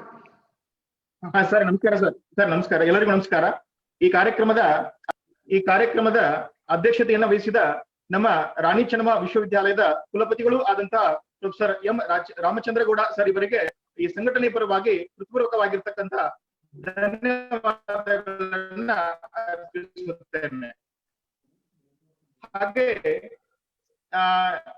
ಏಕಾತ್ಮ ಮಾನವ ದರ್ಶನ ಮತ್ತು ಆತ್ಮ ನಿರ್ಭರ ಭಾರತದ ಬಗ್ಗೆ ಇಲ್ಲಿಯವರೆಗೆ ವಿಶೇಷ ಉಪನ್ಯಾಸವನ್ನ ನೀಡಿರ್ತಕ್ಕಂಥ ಭಾರತೀಯ ಶಿಕ್ಷಣ ಮಂಡಳದ ಶ್ರೀ ಶಂಕರಾನಂದಜಿ ಇವರಿಗೆ ಹೃತ್ಪೂರ್ವಕವಾಗಿರ್ತಕ್ಕಂಥ ಧನ್ಯವಾದಗಳನ್ನ ಹೇಳುತ್ತೇನೆ. ಹಾಗೆ ಈ ಕಾರ್ಯಕ್ರಮದಲ್ಲಿ ಅತಿಥಿಗಳಾಗಿ ಉಪಸ್ಥಿತರಿರ್ತಕ್ಕಂಥ ರಾಣಿ ಚೆನ್ನಮ್ಮ ವಿಶ್ವವಿದ್ಯಾಲಯದ ಆಡಳಿತ ವಿಭಾಗದ ಕುಲಸಚಿವರು ಆಗಿರ್ತಕ್ಕಂಥ ಪ್ರೊಫೆಸರ್ ಬಸವರಾಜ್ ಪದ್ಮಶಾಲಿ ಸರ್ ಇವರಿಗೂ ಸಹಿತ ಧನ್ಯವಾದಗಳನ್ನ ಅರ್ಪಿಸುತ್ತೇನೆ. ಹಾಗೆ ಇನ್ನೋರ್ವ ಅತಿಥಿಗಳಾಗಿ ಉಪಸ್ಥಿತರಿರ್ತಕ್ಕಂಥ ಮೌಲ್ಯಮಾಪನ ಕುಲಸಚಿವರು ಆಗಿರ್ತಕ್ಕಂಥ professor S M Hurkadli sir ಇವರಿಗೂ ಸಹಿತ ಹೃದಯಪೂರ್ವಕವಾಗಿ ಧನ್ಯವಾದಗಳನ್ನ ಅರ್ಪಿಸುತ್ತೇನೆ. ಹಾಗೆ ಇನ್ನೋರ್ವ ಅತಿಥಿಗಳಾಗಿ ಈ ಕಾರ್ಯಕ್ರಮದಲ್ಲಿ ಉಪಸ್ಥಿತರಿರ್ತಕ್ಕಂಥ ರಾಣಿ ಚೆನ್ನಮ್ಮ ವಿಶ್ವವಿದ್ಯಾಲಯದ ಹಣಕಾಸು ಅಧಿಕಾರಿಗಳು ಆಗಿರ್ತಕ್ಕಂಥ ಪ್ರೊಫೆಸರ್ ಡಿ.ಎನ್. ಪಾಟೀಲ್ ಸರ್ ಇವರಿಗೂ ಸಹಿತ ಧನ್ಯವಾದಗಳನ್ನ ಅರ್ಪಿಸುತ್ತೇನೆ. ಹಾಗೆ ಈ ಭಾರತೀಯ ಶಿಕ್ಷಣ ಮಂಡಳವಂತ ಡಾಕ್ಟರ್ ಸತೀಶ್ ಜಗಜನಿ ಸರ್ ಇವರಿಗೂ ಸಹಿತ ಹೃತ್ಪೂರ್ವಕವಾಗಿರ್ತಕ್ಕಂಥ ಧನ್ಯವಾದಗಳನ್ನ ಹೇಳುತ್ತೇನೆ. ಹಾಗೆ ಈ ಪಂಡಿತ್ ದೀನ್ ದಯಾಳ್ ಉಪಾಧ್ಯಾಯ ಅಧ್ಯಯನ ಪೀಠದ ಸಂಯೋಜಕರಾಗಿರ್ತಕ್ಕಂಥ ಡಾಕ್ಟರ್ ಪ್ರಕಾಶ್ ಕಟ್ಟಿಮನಿ ಸರ್ ಇವರಿಗೂ ಸಹಿತ ಹೃತ್ಪೂರ್ವಕವಾಗಿರ್ತಕ್ಕಂಥ ಧನ್ಯವಾದಗಳನ್ನ ಅರ್ಪಿಸುತ್ತೇನೆ. ಹಾಗೆ ಇಲ್ಲಿಯವರೆಗೆ ಫೇಸ್ಬುಕ್ ಹಾಗೂ ಜೂಮ್ ಮುಖಪುಟದಲ್ಲಿ ಹಾಜರಿರುವ ಎಲ್ಲ ವೀಕ್ಷಕರಿಗೂ ನಮ್ಮ ಪಂಡಿತ್ ದೀನ್ ದಯಾಳ್ ಉಪಾಧ್ಯಾಯ ಸಂಘಟಕರ ಪರವಾಗಿ ಹಾಗೂ ರಾಣಿ ಚೆನ್ನಮ್ಮ ವಿಶ್ವವಿದ್ಯಾಲಯದ ಪರವಾಗಿ ಭಾರತೀಯ ಶಿಕ್ಷಣ ಮಂಡಳದ ಪರವಾಗಿ ಧನ್ಯವಾದಗಳನ್ನ ಅರ್ಪಿಸುತ್ತೇನೆ. ಈ ಕಾರ್ಯಕ್ರಮಕ್ಕೆ ಯಶಸ್ವಿಯಾಗಲಿಕ್ಕೆ ಪ್ರತ್ಯಕ್ಷವಾಗಿ ಹಾಗೂ ಪರೋಕ್ಷವಾಗಿ ಸಹಕರಿಸಿದ ಎಲ್ಲರಿಗೂ ಧನ್ಯವಾದಗಳನ್ನ ಅರ್ಪಿಸುತ್ತೇನೆ. ಓಕೆ, ಎಲ್ಲರಿಗೂ ನಮಸ್ಕಾರ. ಇಲ್ಲಿಗೆ ಈ ಕಾರ್ಯಕ್ರಮವನ್ನು ನಾವು ಮುಗಿಸ್ತಾ ಇದ್ದೇವೆ. ಧನ್ಯವಾದಗಳು.